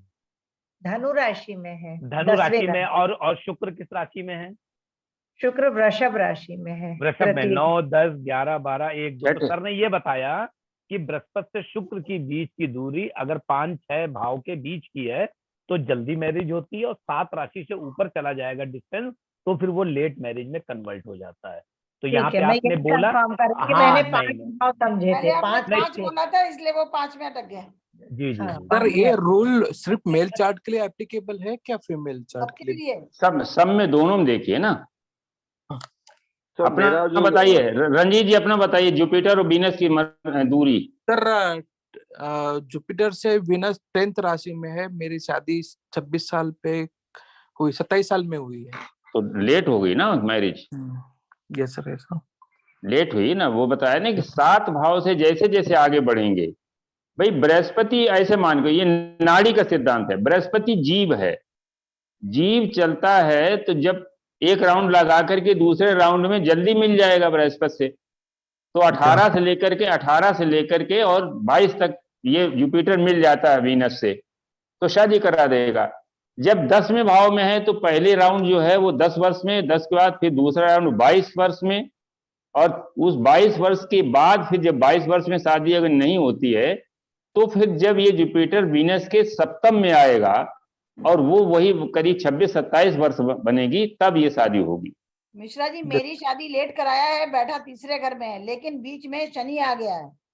वही बताया ना, शनि का प्रभाव हो गया। इसमें लिखा हुआ नहीं, आपने पूरा सुना नहीं। हमने ये बताया कि बृहस्पति से शुक्र जो है अगर जितना नजदीक है तो अर्ली मैरिज कराता है, बशर्ते कि बीच में शनि मंगल और राहु ना आ जाए। शनि मंगल और राहु ना आ जाए, बीच में कोई ग्रह ना हो, तो ये अर्ली मैरिज का, ग्रह होने से ग्रह का प्रभाव आ जाता दोनों के बीच में। और फिर दूसरा एक और है कि अर्ली मैरिज के लिए लग्नेश और सप्तमेश भी ये पास होनी चाहिए। अब मैडम आप बताइए, जो शादी 22 में हुई तो लग्नेश और सप्तमेश के बीच में दूरी कितनी है? लग्नेश और सप्तमेश परस्पर सप्तम है। तो नहीं हुआ ना, ठीक हो गया, बहुत दूर नहीं है ना, 7 राशि तक तो है। जी। लग्नेश सप्तमेश है, लेकिन इसमें और देखिए, सप्तमेश या लग्नेश में एक की डिग्री जो है कम है, एक की ज्यादा है। वो तो सर अभी चार्ट कोई डिग्री बात तो याद नहीं, चार्ट आप देख लीजिएगा, सप्तमेश की डिग्री कम होगी और लग्नेश की डिग्री ज्यादा होगी, तो सप्तमेश नौमांश जब में कम, देखिए कहाँ बैठ गया है मैडम, चेक करिए नौमांश में भी। चलिए कोई बात नहीं, नहीं, मतलब ये नवमांश देखिए, में गुरु शुक्र बुध, नौमांश में करीब आगे होंगे, हो सकता है। नहीं वहां भी 1-5 का ही योग बना हुआ है लग्न में और पंचम गुरु में। और हाँ गुरु तो शुक्र में 5 में तो तो दूरी 5 कम में हो तो गई ना। युति हो जाती है ना, शुक्र गुरु त्रिकोण में बैठ गया सर। नहीं तो नहीं, वो यहाँ युति नहीं लेते, मतलब वो दूरी की कम ही दृष्टि है, है ना। वहां से D1 से D9 में दूरी कम हो गई। हाँ, आप ये समझिए कि कोई भी नियम इसमें केवल फाइनल नहीं है, ये केवल फाइनल नहीं, वो संकेत तो है, आपको देखना ही पड़ेगा। संकेत है कि इससे आप एक मोटा मोटा अनुमान लगा सकते हैं कि विवाह इसका होगा कि नहीं होगा, होगा तो वैसे भी अर्ली होगा, 2 दिन क्या में 4 होता नहीं टाइम है, में हो दुनिया जाएगा, करता है। इसलिए केवल ये जी हम आपको वो बता रहे हैं कि इनसे एक अनुमान आप लगा सकते हैं कि जो है विवाह कब तक हो सकता है। जी तो सर। मोटा तो मोटा इसमें अनुमान है। बृहस्पति और शुक्र को देखेंगे, इनके बीच की दूरी अगर सप्तम हाउस से ज्यादा, 7 भाव से ज्यादा है तो ये थोड़ा सा लेट होगा, और अगर कहीं बीच में शनि या राहु आ गया तो और थोड़ा लेट करा देते हैं। इसी प्रकार से लग्नेश और सप्तमेश के बीच में हम लोग देखते हैं। फिर इसके मतलब अब इसके बाद जो है एक और नियम इसी में है कि सूर्य दशम में एवं सप्तम अथवा चतुर्थ एवं प्रथम भाव के घेरे में हो तो शीघ्र या कम आयु में विवाह होता। आप एक चीज और देख लीजिए इसको, सूर्य सप्तम और दशम, अगर सूर्य जो है 7 और 10 के बीच में है, आपका सूर्य कहां पर है? हेलो, 3rd हाउस में है सर मेरा सूर्य, हैं जी? 3रे भाव में। अच्छा, तो देखिए हमने ये बताया कि अगर सूर्य 10 और 7 के बीच में है या 1 और 4 के बीच में है तो ये अर्ली मैरिज कराता है। जी अच्छा, तो इसलिए इसमें 3रे भाव में सूर्य शुक्र के ही साथ है। हाँ, तो अर्ली मैरिज, अब देखिए शुक्र के साथ होने पर भी, क्योंकि सूर्य जो है सप्तम हाउस को किसी भी प्रकार से कहीं डिस्टर्ब नहीं कर पा रहा है, जी। तो हाँ, सूर्य को आप जानती हैं कि सूर्य की एक पत्नी जो तो संज्ञा थी और एक पत्नी छाया थी। छाया जो है शनि की जो माँ थी, जब उनको सूर्य को ये पता चला कि ये मेरी असली पत्नी नहीं है, ये उनकी डुप्लीकेट है, उनकी शैडो है, तो सूर्य ने उनको बाल पकड़ के घर से बाहर निकाल दिया था। तो सूर्य जो है मैरिज को डिस्टर्ब करने वाला सबसे जो है क्रूर ग्रह माना गया है। जब भी सूर्य सप्तम हाउस को लग्न से बैठ करके, सप्तम से बैठ करके, जब या सप्तम के त्रिकोण में बैठ करके सप्तमेश को कहीं पीड़ित करता है तो ये विवाह को लेट कराता है। तो यही कहा गया है कि जब 7 और 10 के बीच में हो तो ये 7 से आगे बढ़ गया है, और 10 में जब जाएगा तो ये त्रिकोण में हो जाएगा सप्तम के। तो 7 से 10 के बीच में या फिर 1 से 4 के बीच में, एक ये कहा कि 1 से वो जब 1 में अगर बैठेगा तो देखेगा सप्तम हाउस को डिस्टर्ब करेगा। 1 से 4 के बीच में अगर है, यहाँ पर 3 हर 3rd हाउस में है और वीनस के साथ में, तो वीनस की डिग्री जो है और सूर्य की डिग्री के बीच में काफी अंतर होगा, लगभग 10-12 अंश का अंतर होगा, या नवांश में जो है वीनस और सूर्य दूर दूर हो गए होंगे। नवांश में वीनस और सूर्य अलग अलग, बस 1 भाव आगे है सूर्य। अच्छा, तो इसका मतलब एक नवांश से दूर है। अभी हमने ये बताया था कि अगर हाँ एक नवांश में अगर है तो सूर्य वो शुक्र जो है वो कम्बस्ट हो जाता है, और एक नवांश से अलग है तो कम्बस्ट की पोजीशन नहीं होती, फिर वो शुक्र जो है वो ठीक रहता है। तो ये सामान्य जो है ये 2-3 बातें ये बताई कि ये अर्ली मैरिज का एक प्रॉमिस देते हैं। D1 में इसको देखेंगे। ये और तीनों नहीं लगते हमारी कुंडली में, तीनों नहीं लगते। अच्छा, बताएं, आप बताएं, जो है लग्नेश कहाँ पर है? सर इसको चार्ट बना ही लेते हैं, सर रुक जाइए, सब लोग इनका चार्ट है, हाँ चार्ट बना पहले D1 का बताओ आप। वृष लगन है जी, 1 मिनट जी।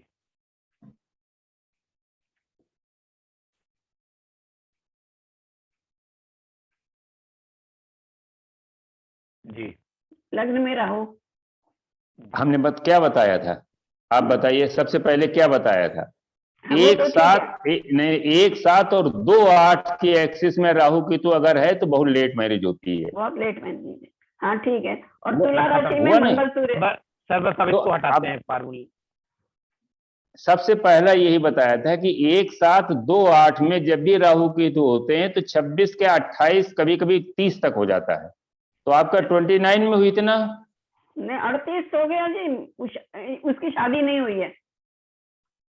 नहीं, शादी नहीं हुई। वो आप सुनिए, वो चार्ट आप बार बार ना लगाइए, देखिए हम आपको बताते हैं, मैडम सुनिए। सुनिए, ये मैडम किसके चार्ज की बात कर रही है अभी? ये दो इनकी लग्न। बेटी की चार्ट है। ये जो देखो एक वृष बात लग्न। सुनिए, चलो सर। सुनिए इनको हम एक आपको बता दें। देखिए आप बार बार उसमें चार्ट लगा करके निगेटिव करवा रही हैं तो शादी फिर होएगी नहीं इसके। आप इसको चार्ट बिल्कुल न किसी को दिखाइए। ठीक है। आप बात समझ रहे हैं ना? बार बार निगेटिव प्रेडिक्शन हो रहा है कि मैरिज नहीं हुई है, मैरिज नहीं होगी, ये प्रॉब्लम है, वो प्रॉब्लम, तो ये फिर वास्तव में बिल्कुल डिनाई हो जाए, क्योंकि निगेटिव ऊर्जा हमेशा उसको इकट्ठी हो रही है। आप इसका चार्ट कभी डिस्कस ना करें। ठीक है। आपने समझ लिया। देखिए मैडम, हम लोगों की एक रिक्वेस्ट है, अभी जो जुपिटर का ट्रांजिट होने वाला है मेष राशि में, जैसा कि हम लोगों का शायद अभी 2-3 क्लास पहले, लास्ट वाली क्लास में इससे पहले हुआ है, उस ट्रांजिट को आप बस भरसक प्रयास करिए। मेरी जो अपना जो सिस्टम कहता है मोस्ट प्रॉब्ली हो जानी चाहिए। तो जुपिटर के ट्रांजिट का हम लोग जो मेष राशि का वेट करते हैं, और वो होने वाला है जनवरी से। ठीक है। अच्छा, दूसरा एक और है कि इस बार बार किसी एक ही घटना को निगेटिव आप उसको प्रिडिक्ट ना करवाएं, उससे निगेटिविटी और बढ़ती जाती है। आप कोई भी चर्चा होती है तो आप वो चार्ट बना देती हैं, अभी बताया होता है तो अभी बताया कैसे 1-7-2-8 में राहु। शशि जी यहाँ पर हो सकता है, यहाँ पर जी हमें लगता है इनकी बेटी के लिए। शशि जी आपने कभी कालका मंदिर गई हैं बेटी को लेके? गए हैं। कालका जी गए हैं। एक बार अमावस्या के दिन जाके कालका जी के मंदिर में एक नारियल चढ़ा के आइए, हाथ जोड़ के आइए कि मेरी बेटी के अमावस्या के दिन, इधर उधर की हम नहीं बात कर रहे हैं। एक बार ट्राई करिए, जाइए और उसके बाद बताइएगा कहीं कुछ बात चली कि नहीं। कुछ उपाय बहुत जरूरी है, पॉजिटिव लेके जाइएगा कि काम होगा। अच्छा, एक और चीज, दोबारा आप इस चार्ट को किसी एस्ट्रोलॉजर से आप उसको न करवाएं, खराब हो जाएगा। ठीक है, नेगेटिविटी बढ़ गई, चार्ट और खराब हुआ जा रहा है। हम यहाँ पर देखिए, हम शायद आप लोगों का कन्वर्सेशन 3 लोगों के बीच में चल रहा है, उसमें से बहुत छोटे हैं। मैं ये कहना चाह रहा हूँ कि जब भी हम लोग अपने मुंह से कोई बात निकालते हैं तो वो सीधे सीधे यूनिवर्स में चली जाती है, और ये जो यूनिवर्स है वो कोई भी चीज अपने पास नहीं रखता, तुरंत वो वापस दे देता है। ये शायद मैंने 3-4 महीने पहले भी बोले थे ये सेंटेंस, तो इसीलिए बड़े बुजुर्गों ने आज से कई वर्ष पहले, हम तो बचपन से सुनते चले आ रहे हैं, उन्होंने यही कहा है कि मुंह से आप अपने खराब शब्द मत निकालिए। तो उसका रीजन ही यही है कि आज हमको इस उम्र में आकर के पता चला कि जैसे जैसे मैं अध्यात्म में जाता रहा तो उसमें ये पता चला कि ये यूनिवर्स जितना भी है ये कभी भी कोई भी चीज को एक्सेप्ट नहीं करता है, वो तुरंत उसको वापस भेज देता है। इसीलिए जो हमारे संत पुरुष थे या जो ऋषि थे, वो लोग ब्रह्म मुहूर्त में क्यों साधना करते थे, उसका कारण यही था कि अपने इस यूनिवर्स में जो ब्रह्म मुहूर्त का समय होता है, यानी कि आप ही मान के चलिए 3 से 3:30 या 4 बजे का, उस समय क्या होता है, ट्रैफिक बहुत कम होता है। तो वहां पे क्या होता है कि हमारी जो वॉइस होती है, हमारी जो माइंड की जो वेज होती है, वो जल्दी से कनेक्ट हो जाती हैं गॉड के साथ। बस यही एक रीजन है कि ब्रह्म मुहूर्त में क्यों आपकी जो है क्या कहते हैं प्रार्थना जल्दी सार्थक हो जाती है, और बाकी लेट आप करते जाते हैं तो क्यों आपकी प्रार्थना को पूर्ण होने में टाइम लग जाता है, क्योंकि उस समय ट्रैफिक ज्यादा हो जाता है, सारे लोग जग चुके होते हैं। बस इसी के साथ मैं अपनी बात को यहाँ पे विराम देता हूँ। Sir continue. तो ये जो है लेट विवाह का, अब हम चार्ट लगाते हैं कि D1 और D9 में जो चीज डिनाइल दिख रही है वो D30 से कैसे वो एक्सेप्ट हो रही है, एक चार्ट लगाते हैं। बताओ सर। सब लोग नोट कर लें। इसका वर्थ है 21 अप्रैल 1973 का है। में बनाइए अखिलेश जी। हाँ वो सर बताइए सर, बोल रहे हैं। इसका कन्या लग्न है जी।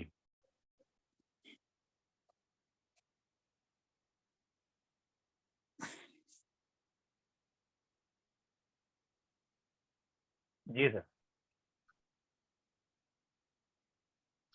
अब देखिए इसमें थर्ड हाउस में मून है, चंद्रमा, जी। फोर्थ में राहु है। अच्छा जी, डेट ऑफ बर्थ तो बोल दीजिए एक बार। अब बताइए 21 अप्रैल 1973, 1973, एक मिनट, 1759, 21 अप्रैल 1973, 1973, 1759, मुंबई।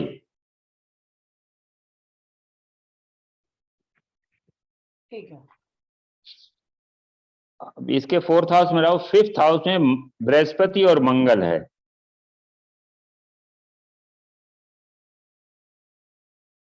सेवेंथ हाउस में मरकरी है।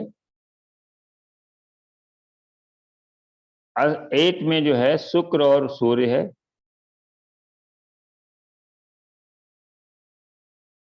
जी हो गए सर। और हाँ, चार, अभी चार पे सेटर्न 9th में शनि। 9 जी, D9 के ही बोल दीजिए। हाँ, अब D9 है इसका, सिंह लग्न आई है। सिंह, हाँ सिंह लग्न है D9 का। हाँ जी, शनि मंगल लग्न में आ गई है, राहु शनि मंगल।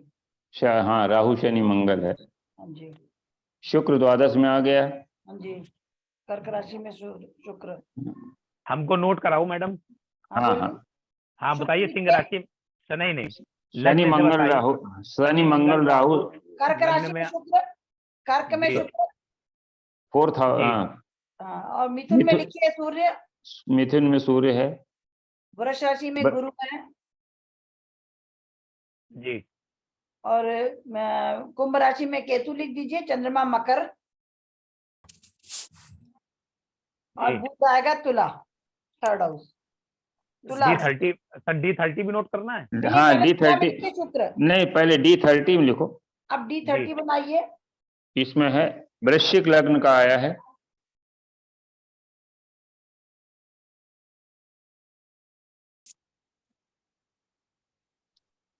सेकेंड हाउस में जी। शुक्र राहु केतु, शुक्र राहु केतु। थर्ड में है चंद्र मंगल शनि।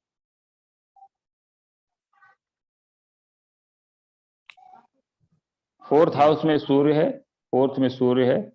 जी। फिफ्थ में बृहस्पति और बुध है। हो गए सर। बस हो गए।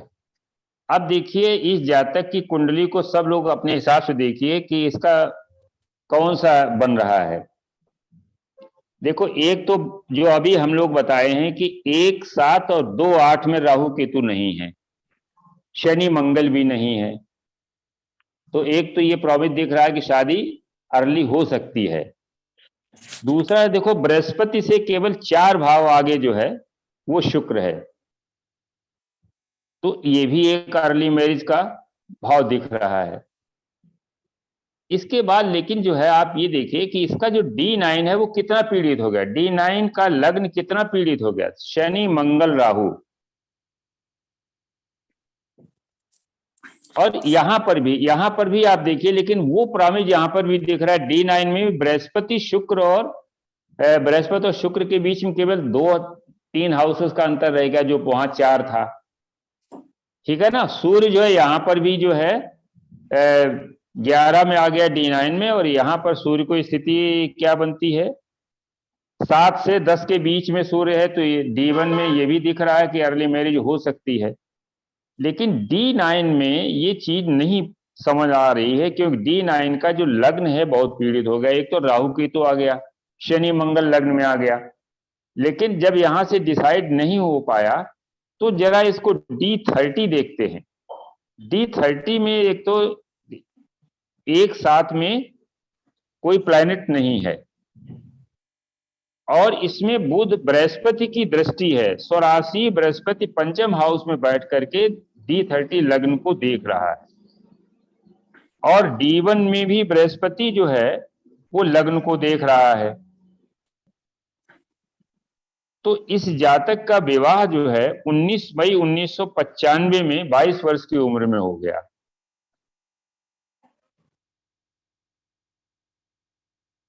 इस जातक का विवाह 19 मई 1995 में 22 वर्ष की उम्र, मतलब यहाँ बताने का ये भाव है कि हमारा D1 चार्ट ये बता रहा है कि 1728 एक्स जो है वो पीड़ित नहीं है। बृहस्पति और शुक्र के बीच की दूरी भी कम है, 4 भाव केवल दूरी है। सूर्य जो है वो 7 और 10 के सर्किल के बीच में है। तो ये 3 चीजें हमको ये बता रही हैं कि इस जातक की अर्ली मैरिज हो सकती है। अब इस प्रॉमिस को हम D9 में देखते हैं। तो D9 में आप ये देखें कि एक तो एक साथ में ही राहु केतुओं की एक्सिस आ गई और वहां शनि मंगल भी आ गया। सूर्य जो है 10th हाउस से आगे निकल गया, वो हमारा सख्त माने 10 और लग्न के बीच में आ गया। तो ये भी लेट मैरिज को शो कर रहा है। तो लेकिन शादी क्यों हुई, तो उसके लिए जो है ये आप D30 हम देखते हैं कि D30 अरिष्ट क्या अरिष्ट जो है विवाह से संबंधित है कि नहीं। तो वहां पर हम एक साथ जो है एक साथ के अक्ष को देखेंगे। लग्न सबसे महत्वपूर्ण है और लग्नेश जो है उसको भी हम देखेंगे। लग्नेश यहाँ भी उच्च का है और लग्न पर बृहस्पति की स्वराशि स्थित बृहस्पति की दृष्टि है यहाँ पर। तो इसके अर्ली मैरिज जो है इसकी D30 चार्ट से हम ये कह सकते हैं कि इस जातक की अर्ली मैरिज हो गई। मिश्रा जी, हाँ जी, अरे इसमें D30 जो आ रहा था पाराशर में मकर लग्न आ गई। आपके वृश्चिक लग्न जो बता रहे हैं D30 मकर लग्न आ गई है और लग्न में शनि चंद्र मंगल, मतलब ग्रह ऐसे ही बैठे हैं। शनि मंगल राहु, शनि मंगल राहु लग्न में आ गया, शनि मंगल और चंद्रमा। तो अब इतना ये कैसे आ गई हमें समझ में ना आ रही। D30 जो है हमारे में जो पाराशर में मैंने निकाला, मेरे पाराशर था। देखिए लग्न जो है लग्न कन्या राशि है, सम राशि का ठीक है, नौमांश नहीं। देखिए जो है इसका लग्न, देखिए लग्न इसका कन्या लग्न है और वो लग्न 25 अंश का है। लग्न जो है कन्या का 25 अंश का है। 25 अंश है तो सर ये मान के चलिए जो है ये 8वीं नौवांश पड़ी जा करके। नहीं, नौवांश तो है 8वीं जी, तो वो नौवांश तो ठीक है जी, लेकिन जो D30 चार्ट बनाते हैं जी जी जी जी, तो ये देखिए सम राशि का है। एक बार तो हाँ सम राशि में है तो सम राशि का D30 कैसे बनाते हैं पता नहीं मुझे। एक देखो मिनट सर, देखो सर एक मिनट आप हम हाँ जब बता दो सर। क्लियर हो गया, उससे मेरा कुछ थोड़ा कंफ्यूजन हो गया। सम राशि में कभी कभी ऐसा होता है ना सर कि जैसे पराशरी में अगर वहां पे ट्रू राहु या कुछ इस तरह की डिस्टर्बेंस हो जाती है, बदलते हैं, बाकी वैसे जब जो है लग्न नहीं बदलना। लग्न मेरी क्यों बदल रही, मैं वही देख रही थी क्यों बदल रही। तो आप पहले टाइम बताइए क्या डाला आपने। 18 से 25 अंश के बीच में जो है ये बुध की राशि है, ठीक है ना। बुध इसका लग्न जो है बुध की राशि में है, 18 से 25 के बीच में है। तो सम राशि में 18 से 25 के बीच में जो है ये आता है मकर, इसका मकर आता है D9 की राशि। तो हमारी मकर लग्न आई है इसमें। हमारे भी मकर बन रही है, मैंने भी बनाया मकर। हाँ मकर आ रहा है। तो मकर लग्न में मैंने कहा इसमें हमारा उसमें जो ज्यादा क्लियर हो रहा है, जबकि हाँ जबकि इससे जो मकर लग्न आ जाए, इसको मकर लग्न बना दीजिए D30, आपको क्लियर हो जाएगा। एक मिनट रुकिए। मकर लग्न में चंद्रमा शनि और मंगल आ गया। हाँ वो ग्रह वैसे ही है, लग्न की फर्क हमने बताया। अरे कोई बात नहीं, रुकिए ना, बन जाती है। इसको थोड़ा सा रोटेट कर दीजिए।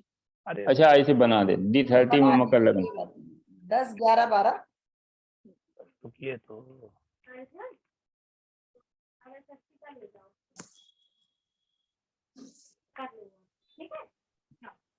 जी बताएं। मकर लग्न बना लीजिए। अब देखिए मकर लग्न में मैंने जो है मंगल फिर वही देख रहा है, चंद्रमा तीनों हैं। मकर में बताइए मकर में क्या है? मून है चंद्रमा, शनि और मंगल। जी। और धनु राशि में लिख लीजिए शुक्र, राहु, केतु। जी। और कुंभ राशि में सूर्य लिखिए। जी। और मीन राशि में गुरु बुध लिखिए। खाली लग्न बदलिए, गए एज इट इज है। ग्रह तो वही रहे, ग्रह जी, तो। अब आए। अब देखिए देखिए लग्नेश और सप्तमेश एक साथ बैठ गया। हाँ, लग्नेश सप्तमेश यहाँ एक साथ आ गए, और सप्तमेश जो है जल्दी शादी करा सप्तमेश देता है। सप्तमेश सप्तम को देख रहा है। हाँ जी, ठीक है ना। चंद्रमा भी एक दूसरे को देख रहे हैं, अपना घर को हाँ देख रहे हैं। हाँ, सप्तमेश जो है और लग्नेश लग्न में है, सप्तमेश अपने घर को देख रहा है। तो इस तरीके क्या हो से गया शादी के लिए? जो है हम कह सकते हैं कि विवाह, विवाह विवाह हाँ, तो ये विवाह के लिए एक साथ हमारा जो है वो पीड़ित नहीं है। यहाँ पर लग्नेश लग्न में है और सप्तमेश भी वहां पर बैठा है, तो एक साथ की युति यहाँ पर भी वही चीज है। यहाँ भी वही चीज है, कोई इसमें वो निगेटिव नहीं है। तो ये जो अर्ली मैरिज को ये शो कर रहा है। यहाँ ज्यादा क्लियर हो गया ऐसे लगने सप्तमेश्वर है ना, पीड़ित भी नहीं है। हाँ, लग्नेश सप्तमेश एक साथ हो गए। आपका फार्मूला यहाँ लग्नेश ज्यादा लग रहा है। हाँ। और दूसरा नहीं, सूर्य भी आ गया ना। सूर्य भी आ गया बगल सूर्य में। एक, हाँ, एक चार के सर्किल में आ गया सूर्य। हाँ। और बृहस्पति और शुक्र ये भी जो है चार घर आगे साथ में है। हाँ, चार घर का ये भी हो सारी गया। घर मानेंगे तो combination तो हाँ, चार भी है ना। अर्ली मैरिज का यहाँ भी योग है, इसलिए इसमें कोई दिक्कत नहीं है। अब एक और कुंडली लगाते हैं, बस इसके बाद इसको आगे फिर बढ़ाएंगे अगले संडे को। एक कुंडली और बना देते हैं कि D9 और D30 से किस तरह से हम डिसाइड करेंगे। ठीक है। अच्छा, जो अपने पार्टिसिपेंट्स हैं उनको ये बात समझ में आ रही कि नहीं आ रही है? ऐसा तो नहीं लग रहा है कि पता नहीं क्या बता रहे हैं? भाई सब लोग थोड़ा सा 2 मिनट में बता दें, फीडबैक कर दें। अच्छा है सर, हाँ जी, आ रहा है समझ में। पहली क्लास है तो अभी तो थोड़ा कंटिन्यू करने में थोड़ा देखेंगे नहीं, बाद में पढ़ के देखिए ये जो वर्ग कुंडलियां हैं ना, इनको हम लोग कैसे यूज करते हैं। यहाँ पर D9 चार्ट है, नवांश चक्र को हम लोग यहाँ विवाह के संदर्भ में देख रहे हैं। तो विवाह के लिए सामान्य रूप से मैंने बताया था प्रारंभ में कि लग्न ठीक होनी चाहिए, पंचम हाउस ठीक होना चाहिए, सप्तम हाउस ठीक होना चाहिए, और सेकंड हाउस भी ठीक होना चाहिए। और जब भी हम विवाह को देखते हैं तो 1, 7 और 2, 8 की जो अक्ष है, अक्ष का मतलब 1 और 7 को मिला दें तो एक लाइन बनेगी, और 2 और 8 को मिला दें तो एक लाइन बनेगी। ये जो है बहुत क्लियर होनी चाहिए। जब इस अक्ष में कोई भी एफ्लिक्शन आता है तो विवाह को लेकर के दिक्कत होती है। राहु केतु या शनि मंगल इस अक्ष पर आ जाते हैं तो विवाह में परेशानी होती है, लेट भी हो सकता है और आगे चल करके विवाह के बाद भी परेशानी हो सकती है। तो हम लोग D9 चार्ट को डिस्कस कर रहे हैं कि D9 यूं तो पूरा एक इंडिपेंडेंट चार्ट की तरह हम लोग देखते हैं कि जो प्लैनेट D9 में जाता है वो उसकी हम स्ट्रेंथ को जज करते हैं कि वो D1 से जाकर के D9 में पावरफुल हुआ है या उसमें वीक हुआ है। तो एक तो प्लैनेट की पावर हम वहां D9 में देखते हैं। दूसरा यह है कि सारे जो क्लासिकल टेक्स्ट हैं अपने, उनमें D9 चार्ट को विवाह के लिए देखा जाता है। तो विवाह के लिए हमने कहा था कि 1 और 7, 2, 8 यहाँ भी देखते हैं, और इसमें पंचम हाउस जो है और 12th का हम लोग एक संबंध अभी बताए थे कि अगर 5, 12 का संबंध बन जाता है तो एक सीक्रेट अफेयर रहता है, क्योंकि वहां सीक्रेट इनिमी है 12th हाउस। ओपन एनिमी जो है आपका 6ठे में है, और सप्तम में जो है वो सीक्रेट एनिमी है। तो वो जो है अगर अफेयर होता है तो सप्तम हाउस का वो 6ठा भाव है, ओपन एनिमी। आप वैसे भी व्यवहारिक दृष्टि देखते हैं, अगर किसी पत्नी को ये पता चल जाए कि उसके पति का कोई अफेयर है तो पत्नी खुद ही जो है वो एनिमी हो जाती, शत्रु हो जाती, ओपन शत्रु हो जाती है, वो घर में तुरंत जो है लड़ने को तैयार होती है। अथवा किसी पति को ये पता चल जाए कि उसकी पत्नी का कोई अफेयर है तो पति भी जो है उस ओपन एनिमी हो जाता, 7th हाउस।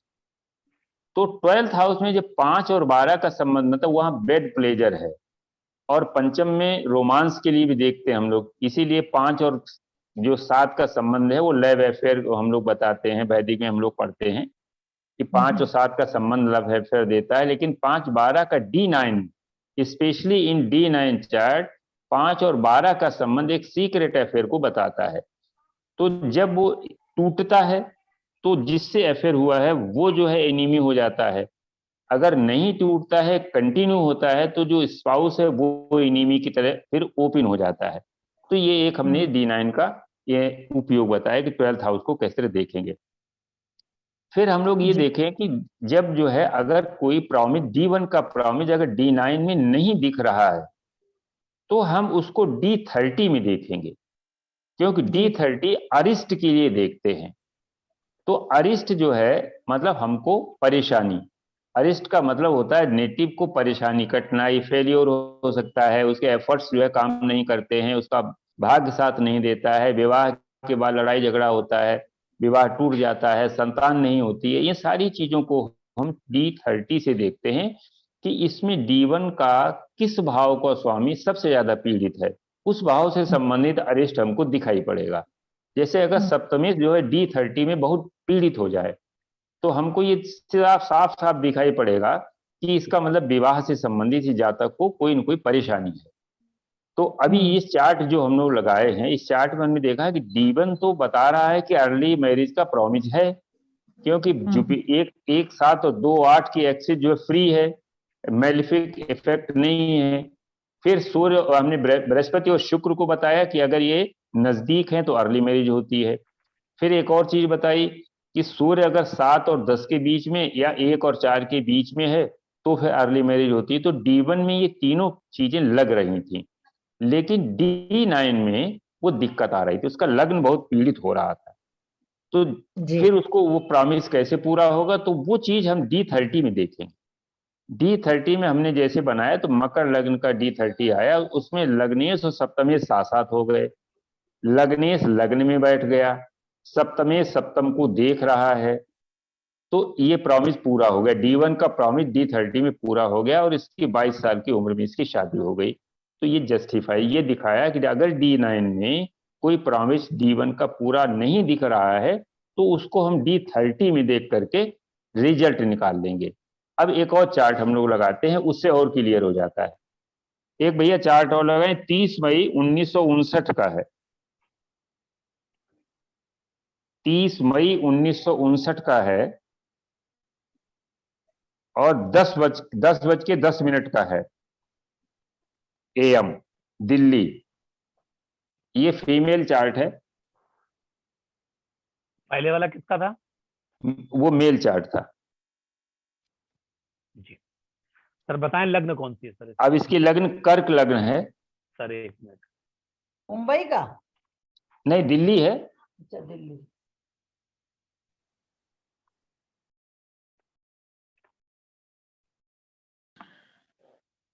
जी बताएं।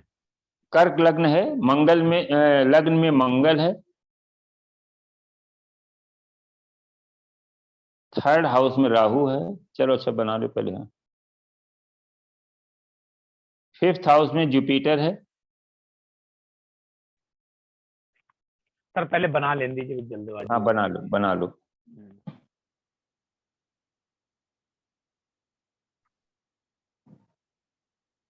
चलो खाना खा लो बेटा, अपने आप ले लो। हम लोग कई लोग भूखे हैं भाई, सबको खाना खिलाओ। D9 का सर लग्न क्या है? चलो D9 का लग्न है, भानु। हाँ प्लैनेट बना।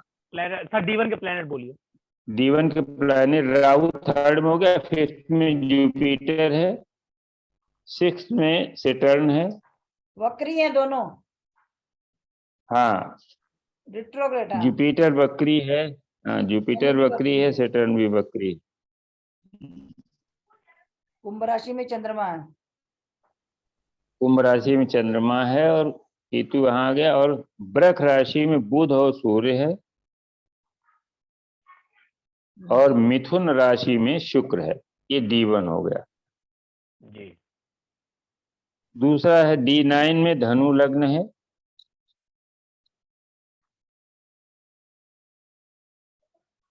जी।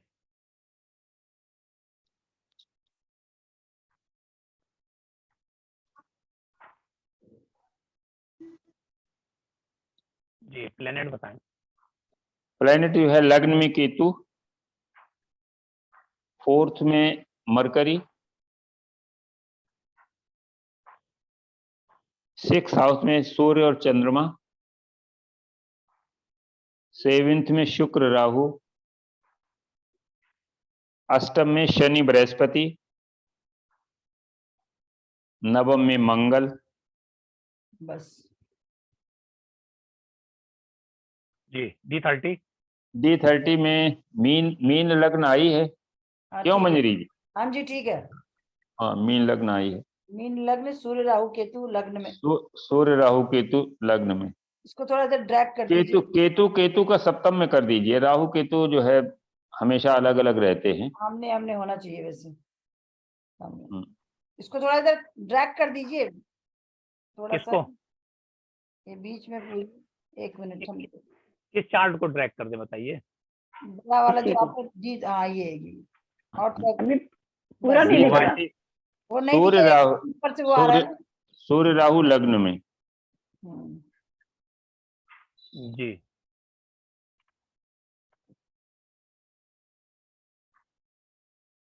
वृष राशि में गुरु,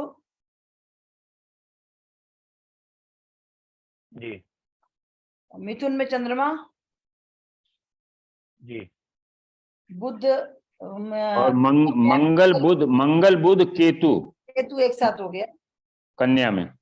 तुला में शुक्र, धनु में शनि। धनु में शनि। अब देखो इसको हम लोग D1 से स्टार्ट करते हैं। सबसे पहले D1 में लग्न जो है वो मंगल है, ठीक है ना। लग्न में मंगल है और नीच का मंगल है, ठीक है ना। और दूसरा बताया था कि शुभ ग्रह जो है बकरी नहीं होना चाहिए, तो यहाँ बृहस्पति शुभ ग्रह होकर के बकरी हो गया, ठीक। तीसरा पॉइंट है सप्तमेश जो शनि है वो बकरी है और 6ठे भाव में चला गया है। ये विवाह को जो है वो प्रॉमिस को कमजोर करता है, यानी लेट विवाह को करता है। अब यहां पर देखते हैं कि बृहस्पति और शुक्र के बीच की दूरी कितनी है? 8 भाव। बृहस्पति से शुक्र को ले जाएंगे तो 8, हाँ तो षडाष्टक भी हो गए और दूरी भी 8 भाव हो गई, तो इसका मतलब लेट मैरिज का प्रॉमिस ये भी हो गया। इसके बाद जो हम पॉइंट बताए हैं उनको लगा करके देख रहे हैं। सूर्य हमारा 10 से और लग्न के बीच में है, ये लेट मैरिज वाला है। 7 से 10 में या 1 से 4 के बीच में जब सूर्य होता है तो अर्ली मैरिज या मीडियम एज में मैरिज, यहाँ लेट मैरिज का है। तो यहाँ पर 4 प्रॉमिस लेट मैरिज के हैं, अर्ली मैरिज का कोई प्रॉमिस नहीं। बकरी है, लग्न में नीच का मंगल है और बकरी ग्रह बृहस्पति बकरी है और सूर्य जो है वो हमारा सर्कल से बाहर है और बृहस्पति और शुक्र के बीच में एक तो षडाष्टक है और दूसरा 8 भाव दूर है। D9 में भी वो चीज प्रॉमिस को पूरा हो रहा है कि एक साथ में राहु केतु है।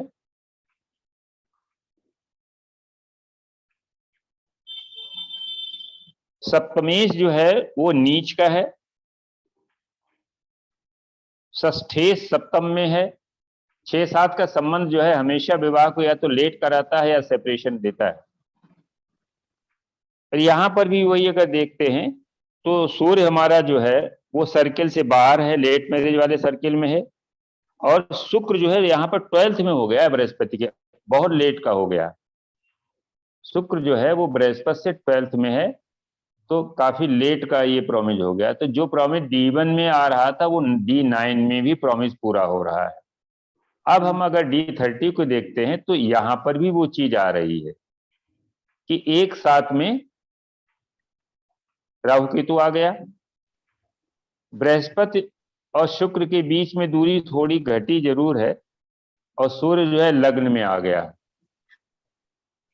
तो D1 और D9 में 2 में प्रॉमिस लेट का है और इसका विवाह जो है वो 39 वर्ष की उम्र में हुआ।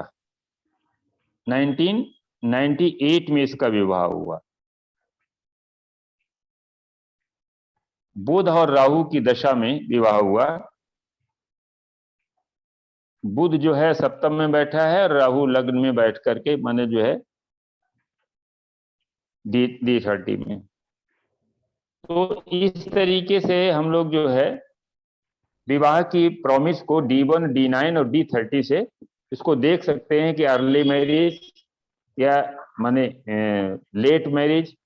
आगे हम लोग डिनायल का भी 1-2 केस लेंगे और वो D1, D9 और D30 से उसको कनेक्ट करके हम लोग देखेंगे। तो आज किसी को कुछ पूछना हो तो पूछ सकता है, फिलहाल अब इसके बाद हम आज क्लोज करेंगे। किसी का अगर कोई क्वेश्चन है और फीडबैक थोड़ा सा कि आज की क्लास माने कुछ फ्रूटफुल रही कि ऐसे ही टाइम पास हुआ, बताएं जरा। नहीं नहीं सर, आज की क्लास बहुत फ्रूटफुल है। कम से कम एट ए ग्लांस आप एक ही चार्ट पे नजर डाल के समझ जाएंगे कि ये जल्दी शादी हो रही है, देर से हो रही है, कब कैसे दशा गोचर बाद में देख लेंगे, लेकिन जी फिलहाल जी इम्पोर्टेंट है सर। पहले फ्रूटफुल क्लास। पहले हाँ पहले प्रॉमिस जो है देख